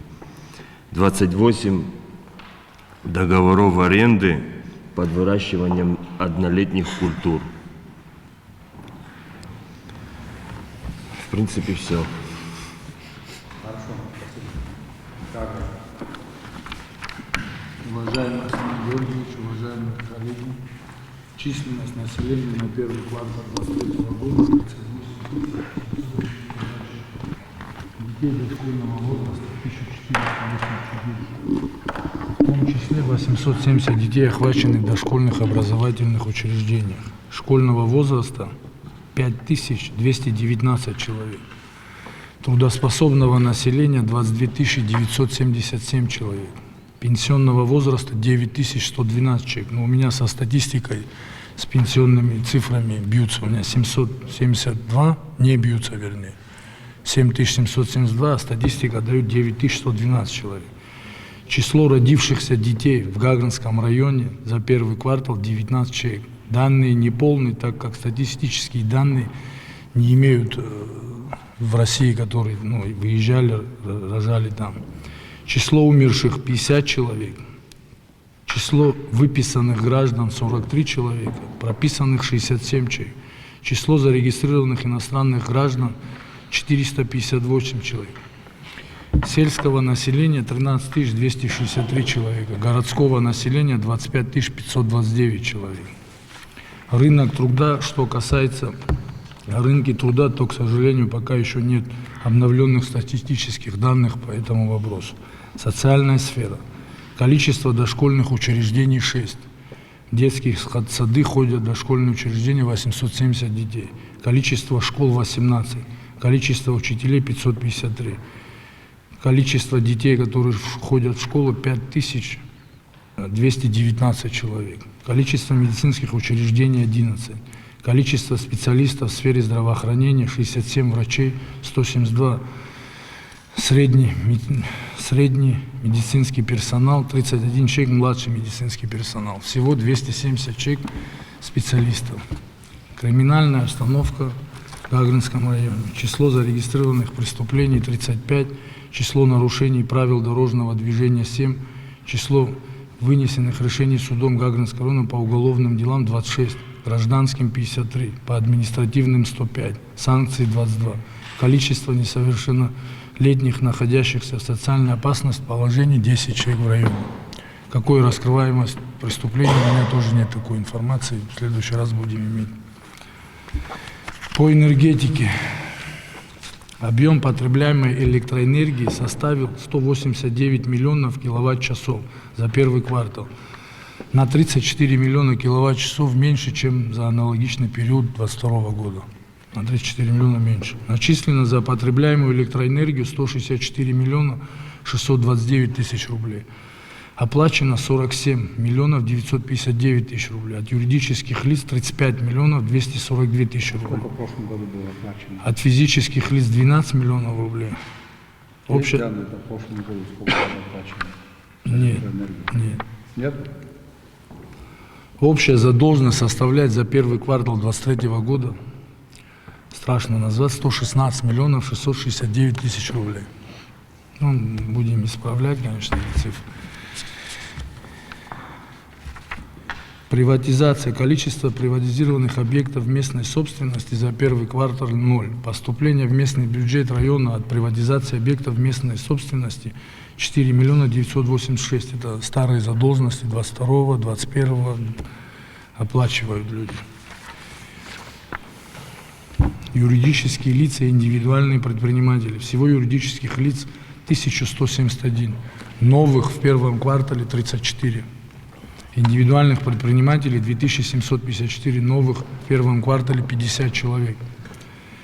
Сельское хозяйство. Количество земель сельскохозяйственного назначения 22 321 гектар. Количество земли, занятой цитрусовыми культурами 192 гектара.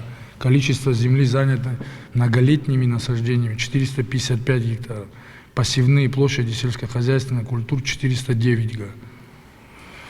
Туризм. Число коллективных средств размещения 71, санаторно-курортный комплекс. Число коек-мест коллективных средств размещения 17 212 коек-мест. Иные объекты в сфере туристической отрасли 56. Исполнение местного бюджета. Показатели доходной части местного бюджета 215 миллионов 483 тысячи рублей. Налоговые доходы 190. План был 70, за 3 месяца 78 миллионов 935 тысяч рублей. Факт 191 305 тысяч рублей.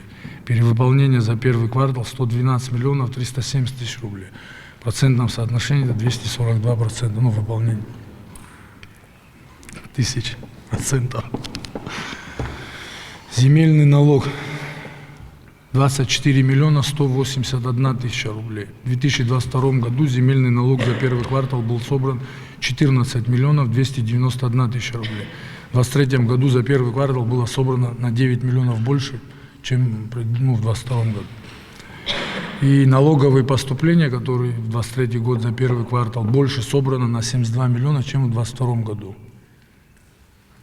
Неналоговые доходы 6 миллионов 145 тысяч рублей. В 2022 году неналоговые доходы за первый квартал было собрано 2 миллиона 40 тысяч рублей. Субсидий 19 миллионов рублей. В 2022 году 28 миллионов было субсидий. С годами у нас урезают субсидии, мы со своего бюджета восполняем. Показатели расходной части 177 миллионов 358 тысяч рублей. В 2022 году 125 миллионов 684 тысячи рублей. Средства местного бюджета направлены на развитие инфраструктуры, а также на объекты социальной сферы. 177 миллионов 358 тысяч рублей. 177 миллионов за этот квартал? За этот квартал, да. На что? В том числе общегосударственные вопросы 15 миллионов рублей 999 тысяч рублей. Образование 46 миллионов 451 тысяча рублей. В 2022 году 38 миллионов 118 тысяч рублей за аналогичный период.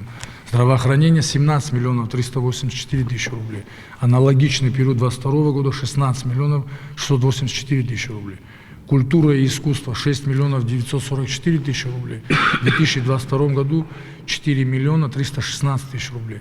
Физическая культура и спорт 1 миллион 563 тысячи рублей. Социальная политика 1 миллион 768 тысяч рублей. Объем средств резервного фонда и мероприятий, профинансированные из этих средств 7 миллионов 766 тысяч рублей.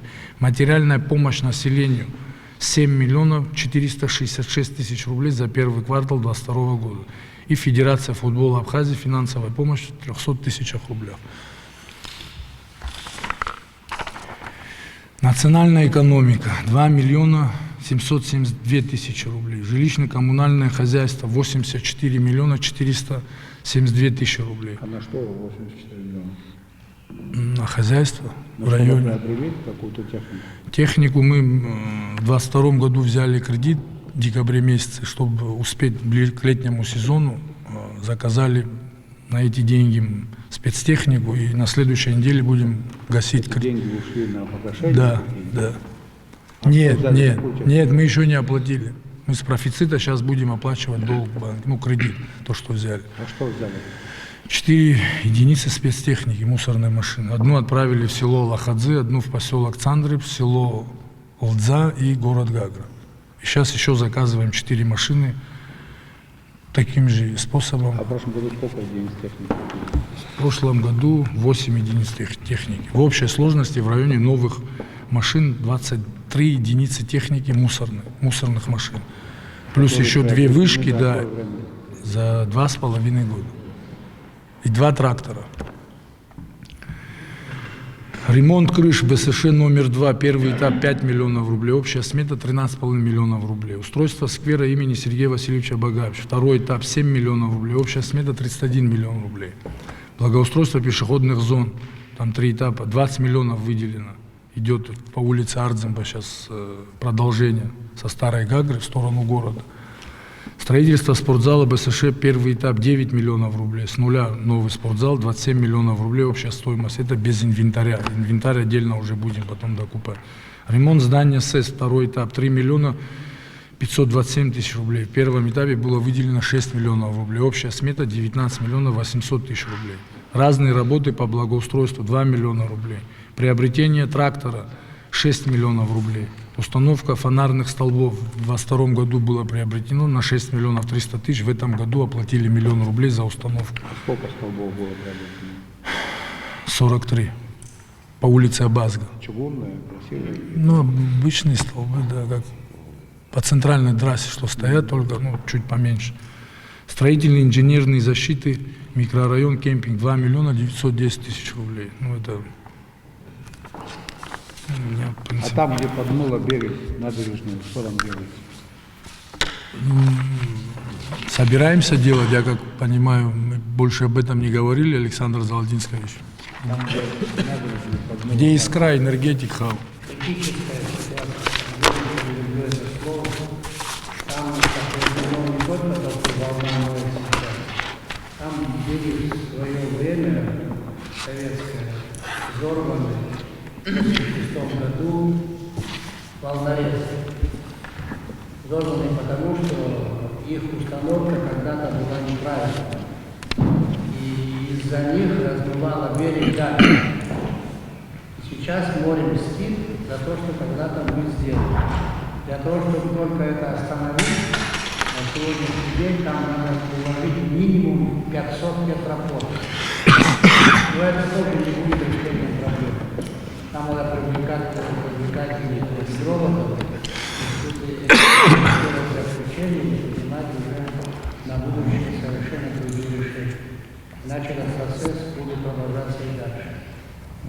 Какова длина этого сектора, который размыт? Около 400 метров. Да. Ну там не везде прям размыто все, но местами где-то хуже. А там, где размыла береговая линия, осталось что-то? Или Конечно. Пока есть еще линия?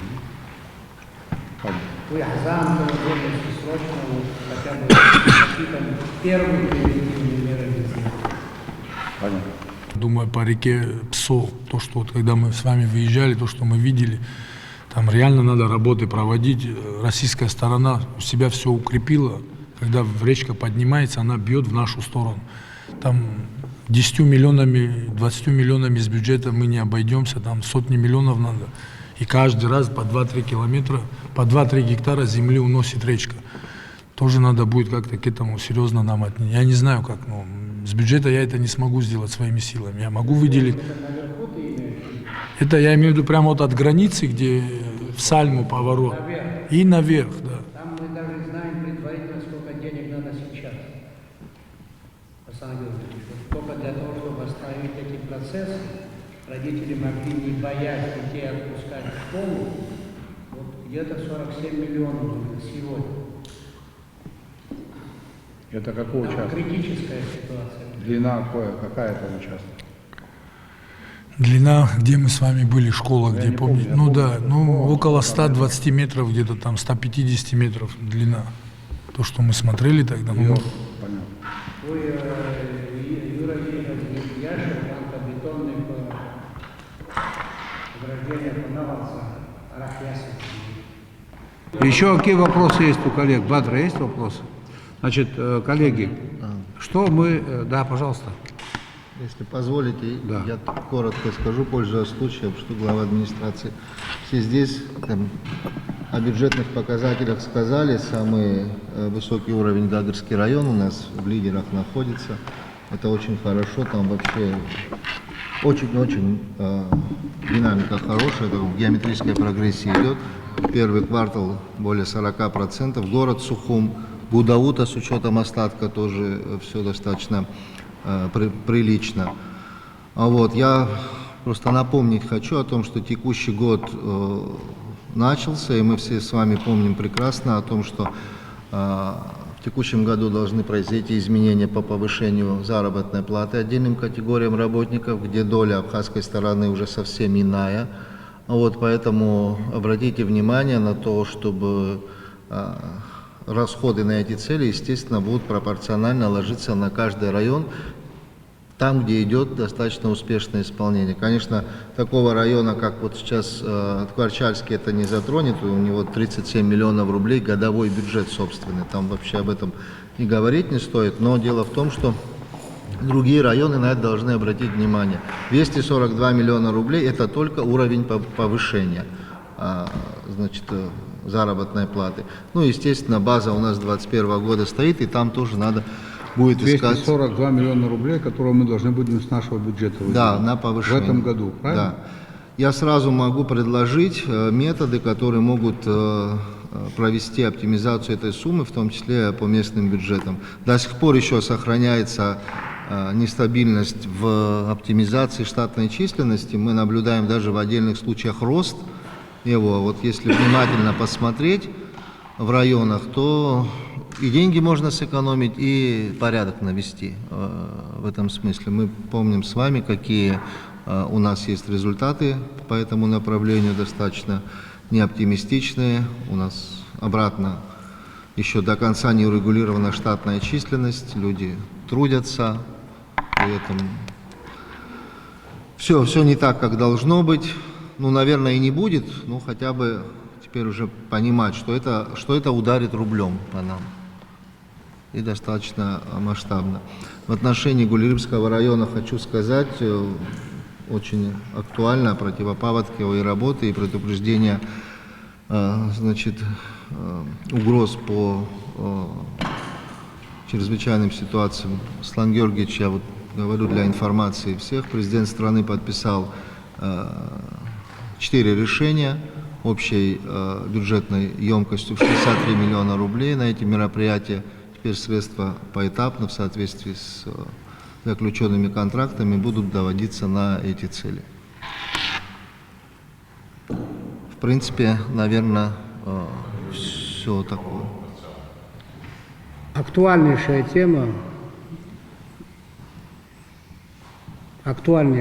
она и в столице, и везде, где есть высотные дома.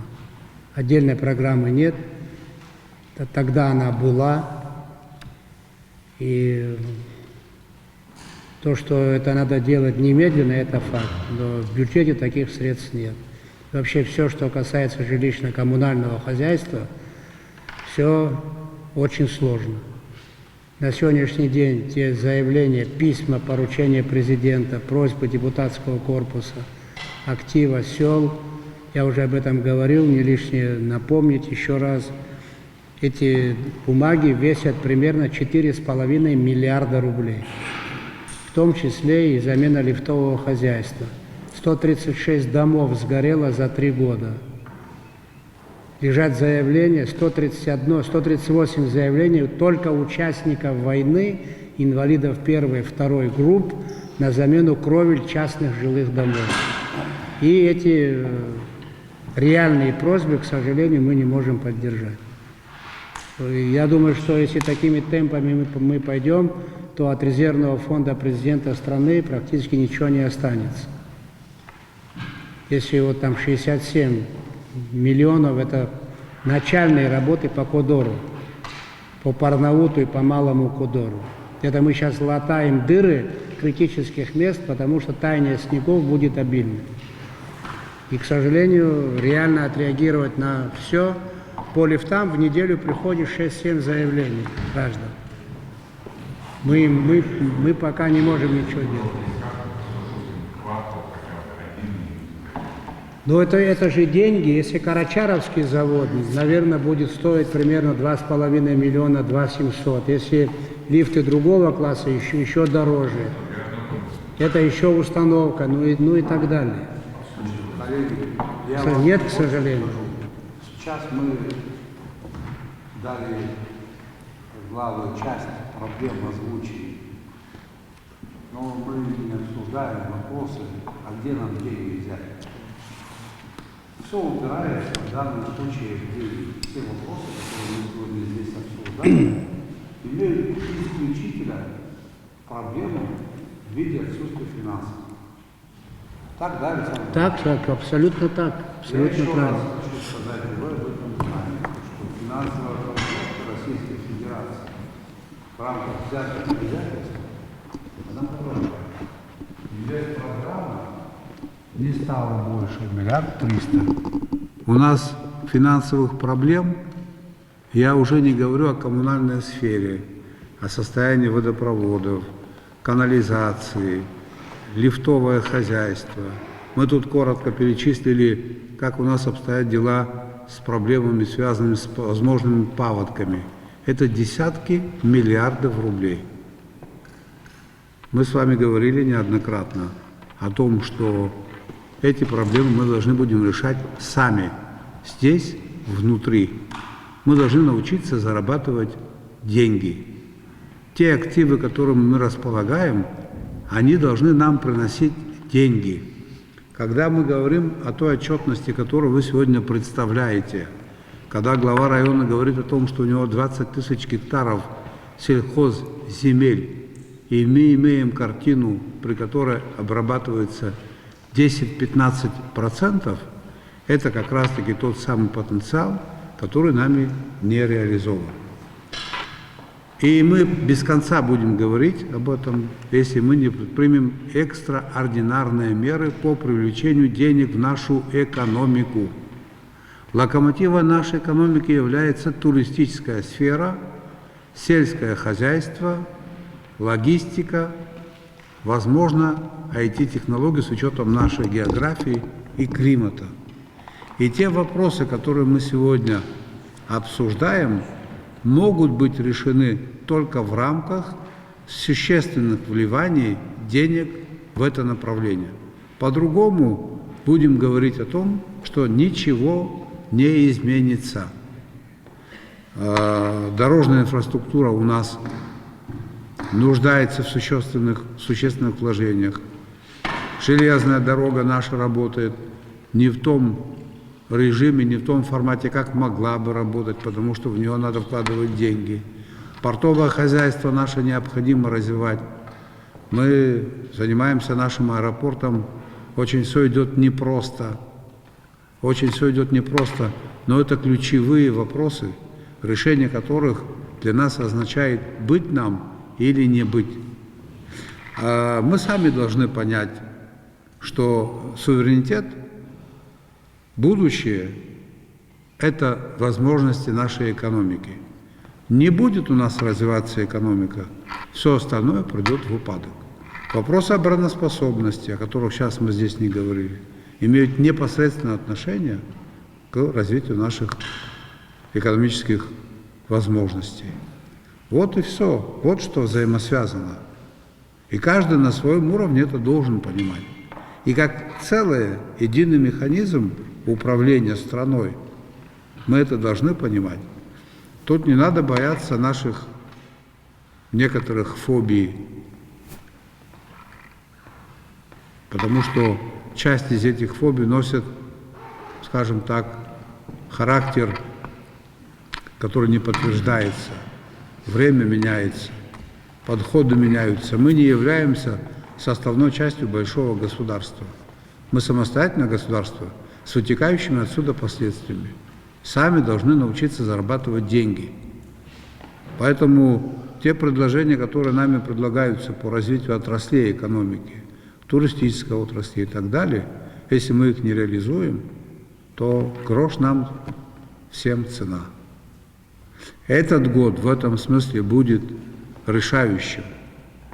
Мы должны проекты, о которых мы говорим, запустить.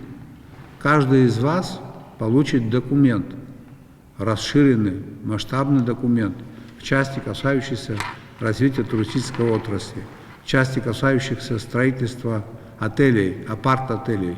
Почему именно апарт-отели? Почему именно сегодня? Какое квотирование? Какой эффект в рамках той программы, которую мы предлагаем, в эту отрасль в течение 10 лет должно быть вложено и может быть вложено, это не сказки, инвесторы готовы вложить, будут вкладывать, если мы создадим определенные условия, нормальные условия, около 150 миллиардов рублей в течение 10 лет.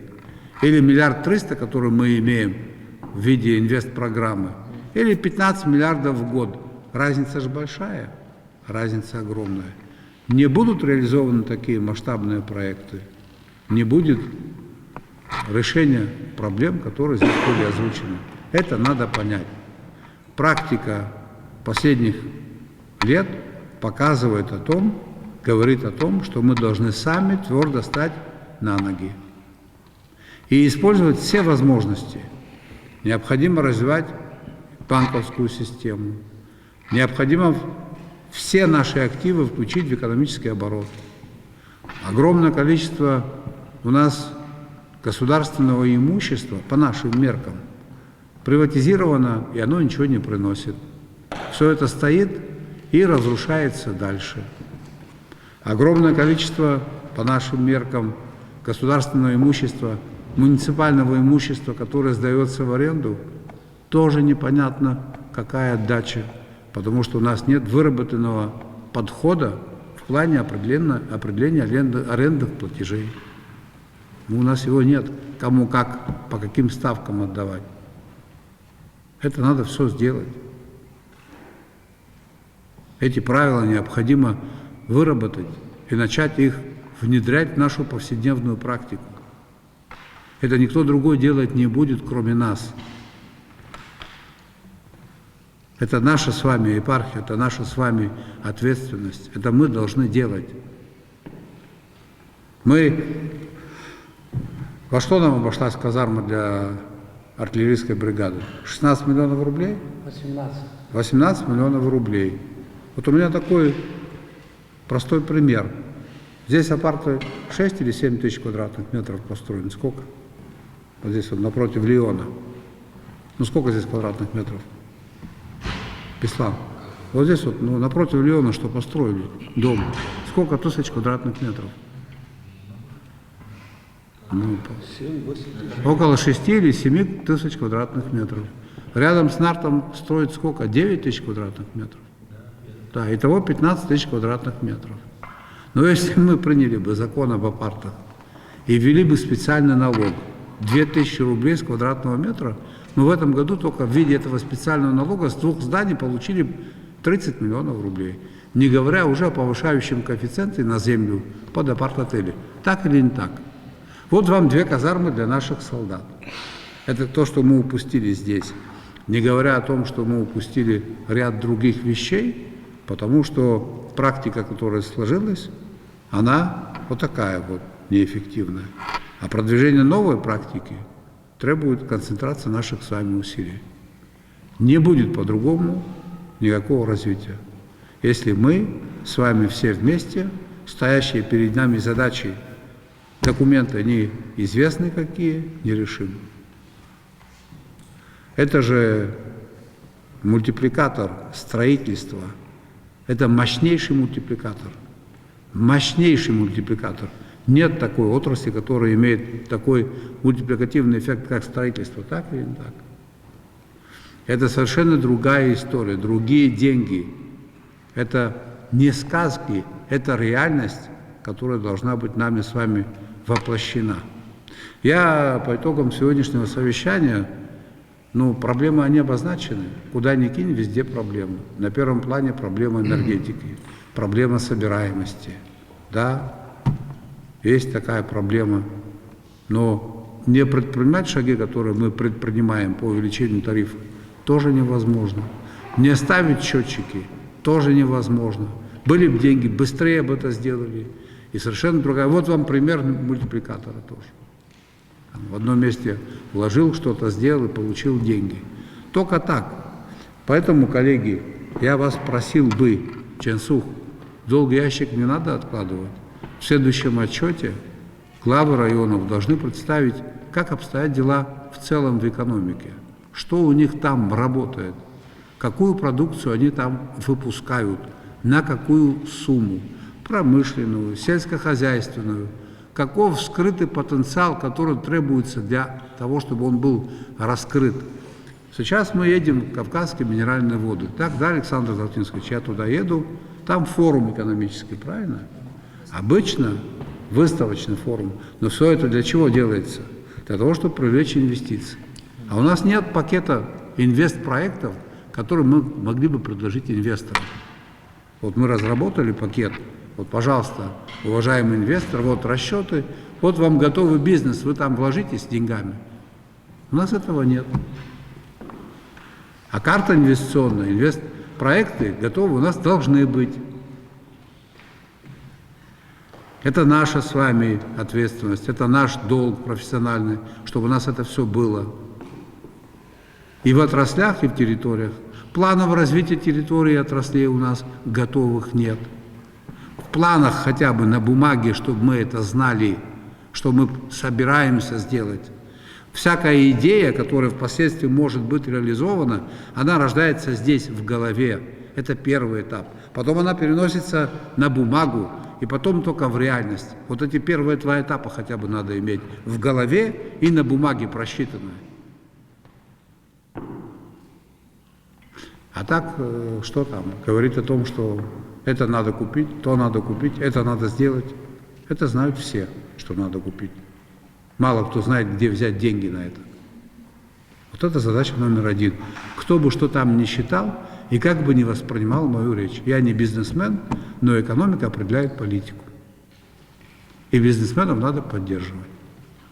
И мы не сможем жить по своим собственным правилам, если наши правила не будут интегрированы или не будут в какой-то степени идентичны другим правилам экономическим, которые работают на всех территориях.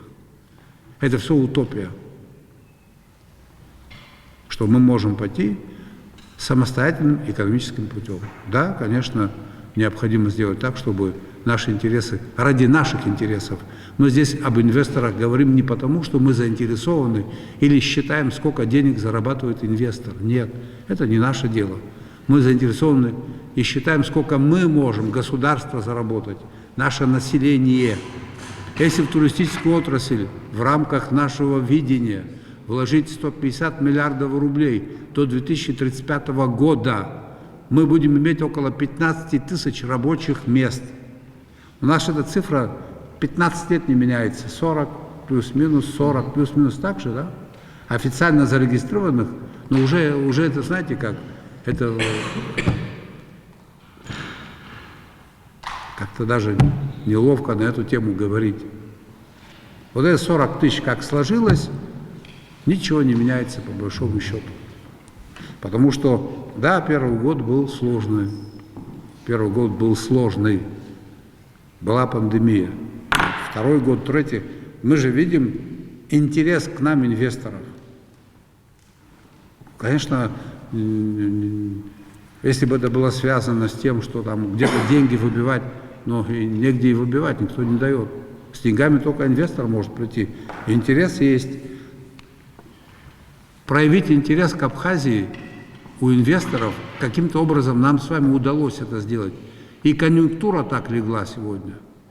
Не просто там мы с вами это сделали, и мы поработали, и конъюнктура сегодня так легла. Ею надо сегодня воспользоваться.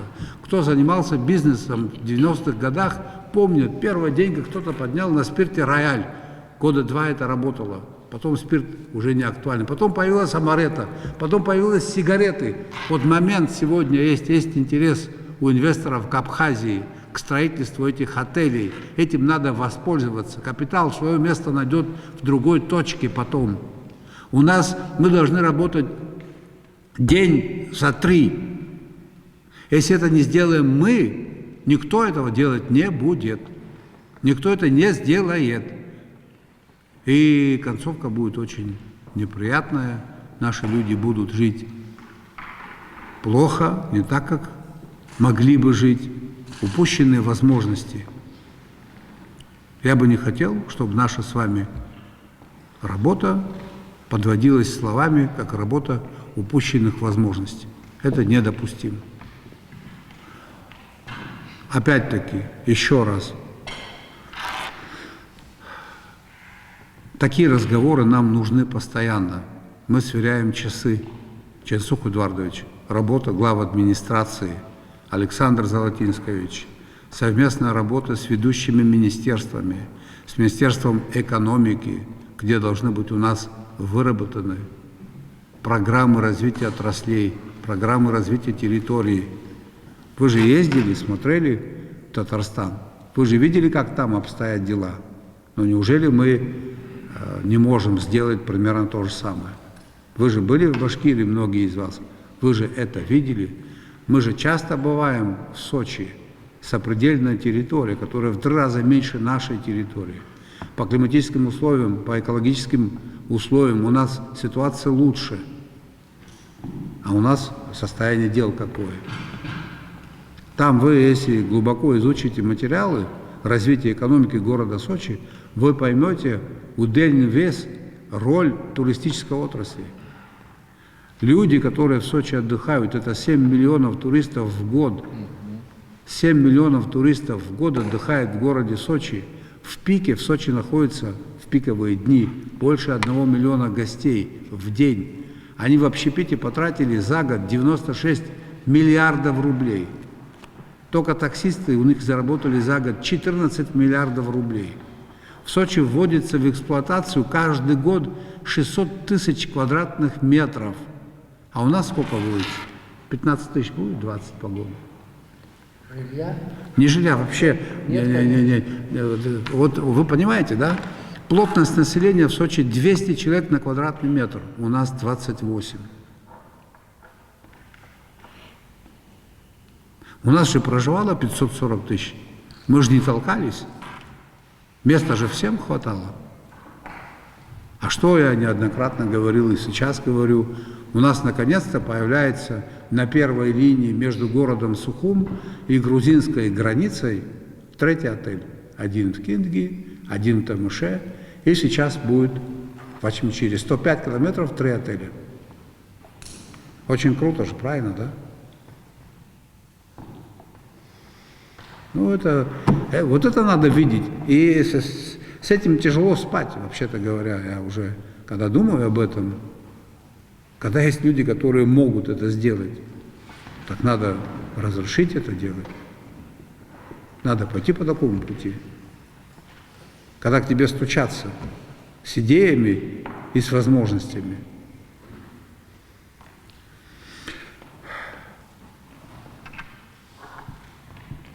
Когда окончательная версия этого документа будет, о котором мы говорили?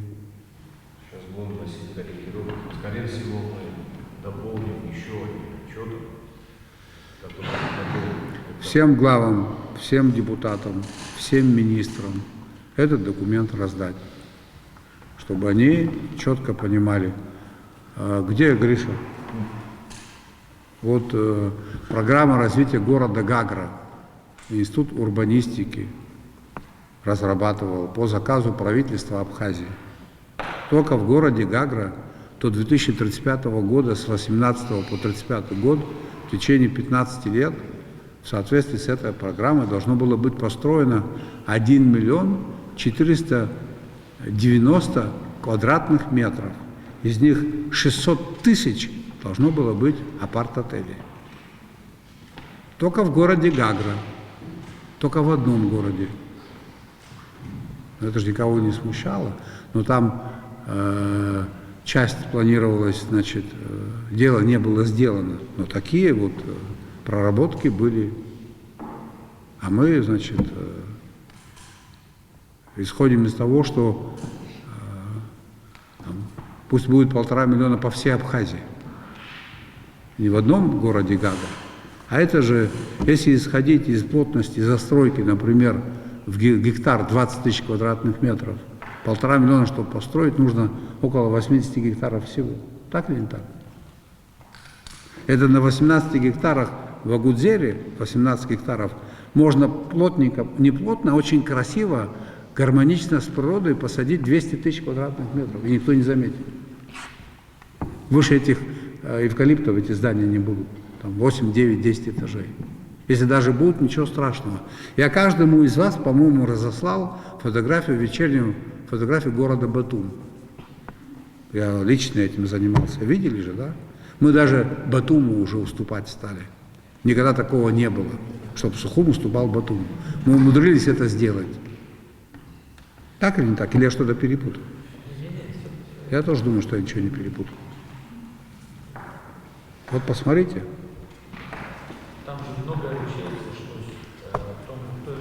Здесь сошлось полезных вещей, правильных, еще больше.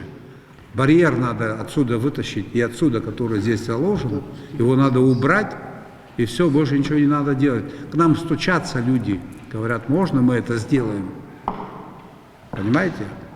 Но они не будут всю жизнь к нам стучаться. Сейчас сегодня так конъюнктура легла, так рынок сложился. И это не видеть, это просто совершать преступление против своих интересов. Не будем какие-то выводы делать, коллеги, главы районов. Я еще раз хочу сказать, Баграт, волноваться 5 качей, как говорят в Армении, но материал надо знать. Одно и то же. В теме пешочком обойдете свои села, с главой, походите хотя бы до 6 часов вечера, курочку есть будете после 6, По домам зайдете, скажете, а ну посчитай, сколько там у него мандаринов, яблок, 2-3 поручения дашь. Главы сел у нас очень занятые, правильно? Времени у них мало, но такое поручение сделайте с тем, чтобы знать, что вы там в районе имеете. В конце концов, спросите у участкового, он знает, если они где-то есть. Если есть. Да, если есть. Спросите, походите, объездите, увидите. Беслан, что у нас с причалом? Да. Пока инвестор, человек, который обещал сделать, пока никаких посылок. А последний разговор когда был? И что он говорил? Хорошо. По мосту через Басу ты видел что-нибудь, нет? В смысле, Пешеходно, да. Да. Они нам сказали, что они готовят материал, мы сказали, как будет готов, предоставьте нам для того, чтобы провести. Когда материал будет готов? Я буквально 2 недели назад последний раз, на первых числах, а уже 2 недели. Первое число проблемы все ребятами. Они сказали, мы занимаемся, когда будет у нас визуализация, мы вам дадим. Для нас это очень важно, надо, чтобы это было, с архитектурной точки зрения, чтобы вписывалось в нашу историю, какая немножко с ампиром, не просто так. Наверное, что-нибудь там. Да. Хорошо. Ко мне вопросы есть у присутствующих? Тогда спасибо за совместную работу. Более активно занимаемся своими делами. Договорились? И еще, уважаемые главы районов, городов и так далее, просил бы вас свои публичные выступления, интервью, когда речь идет о вопросах не ситуативного характера, например, не дай бог, там лесной пожар, приехали, спросили и так далее, все это согласовывать с пресс-службой президента Абхазии, хорошо? Еще раз такое, если повторится, разговор может быть в другом тоне. Лучше меня по этому поводу не злить, хорошо? Тем более, косяки такие допускать нельзя.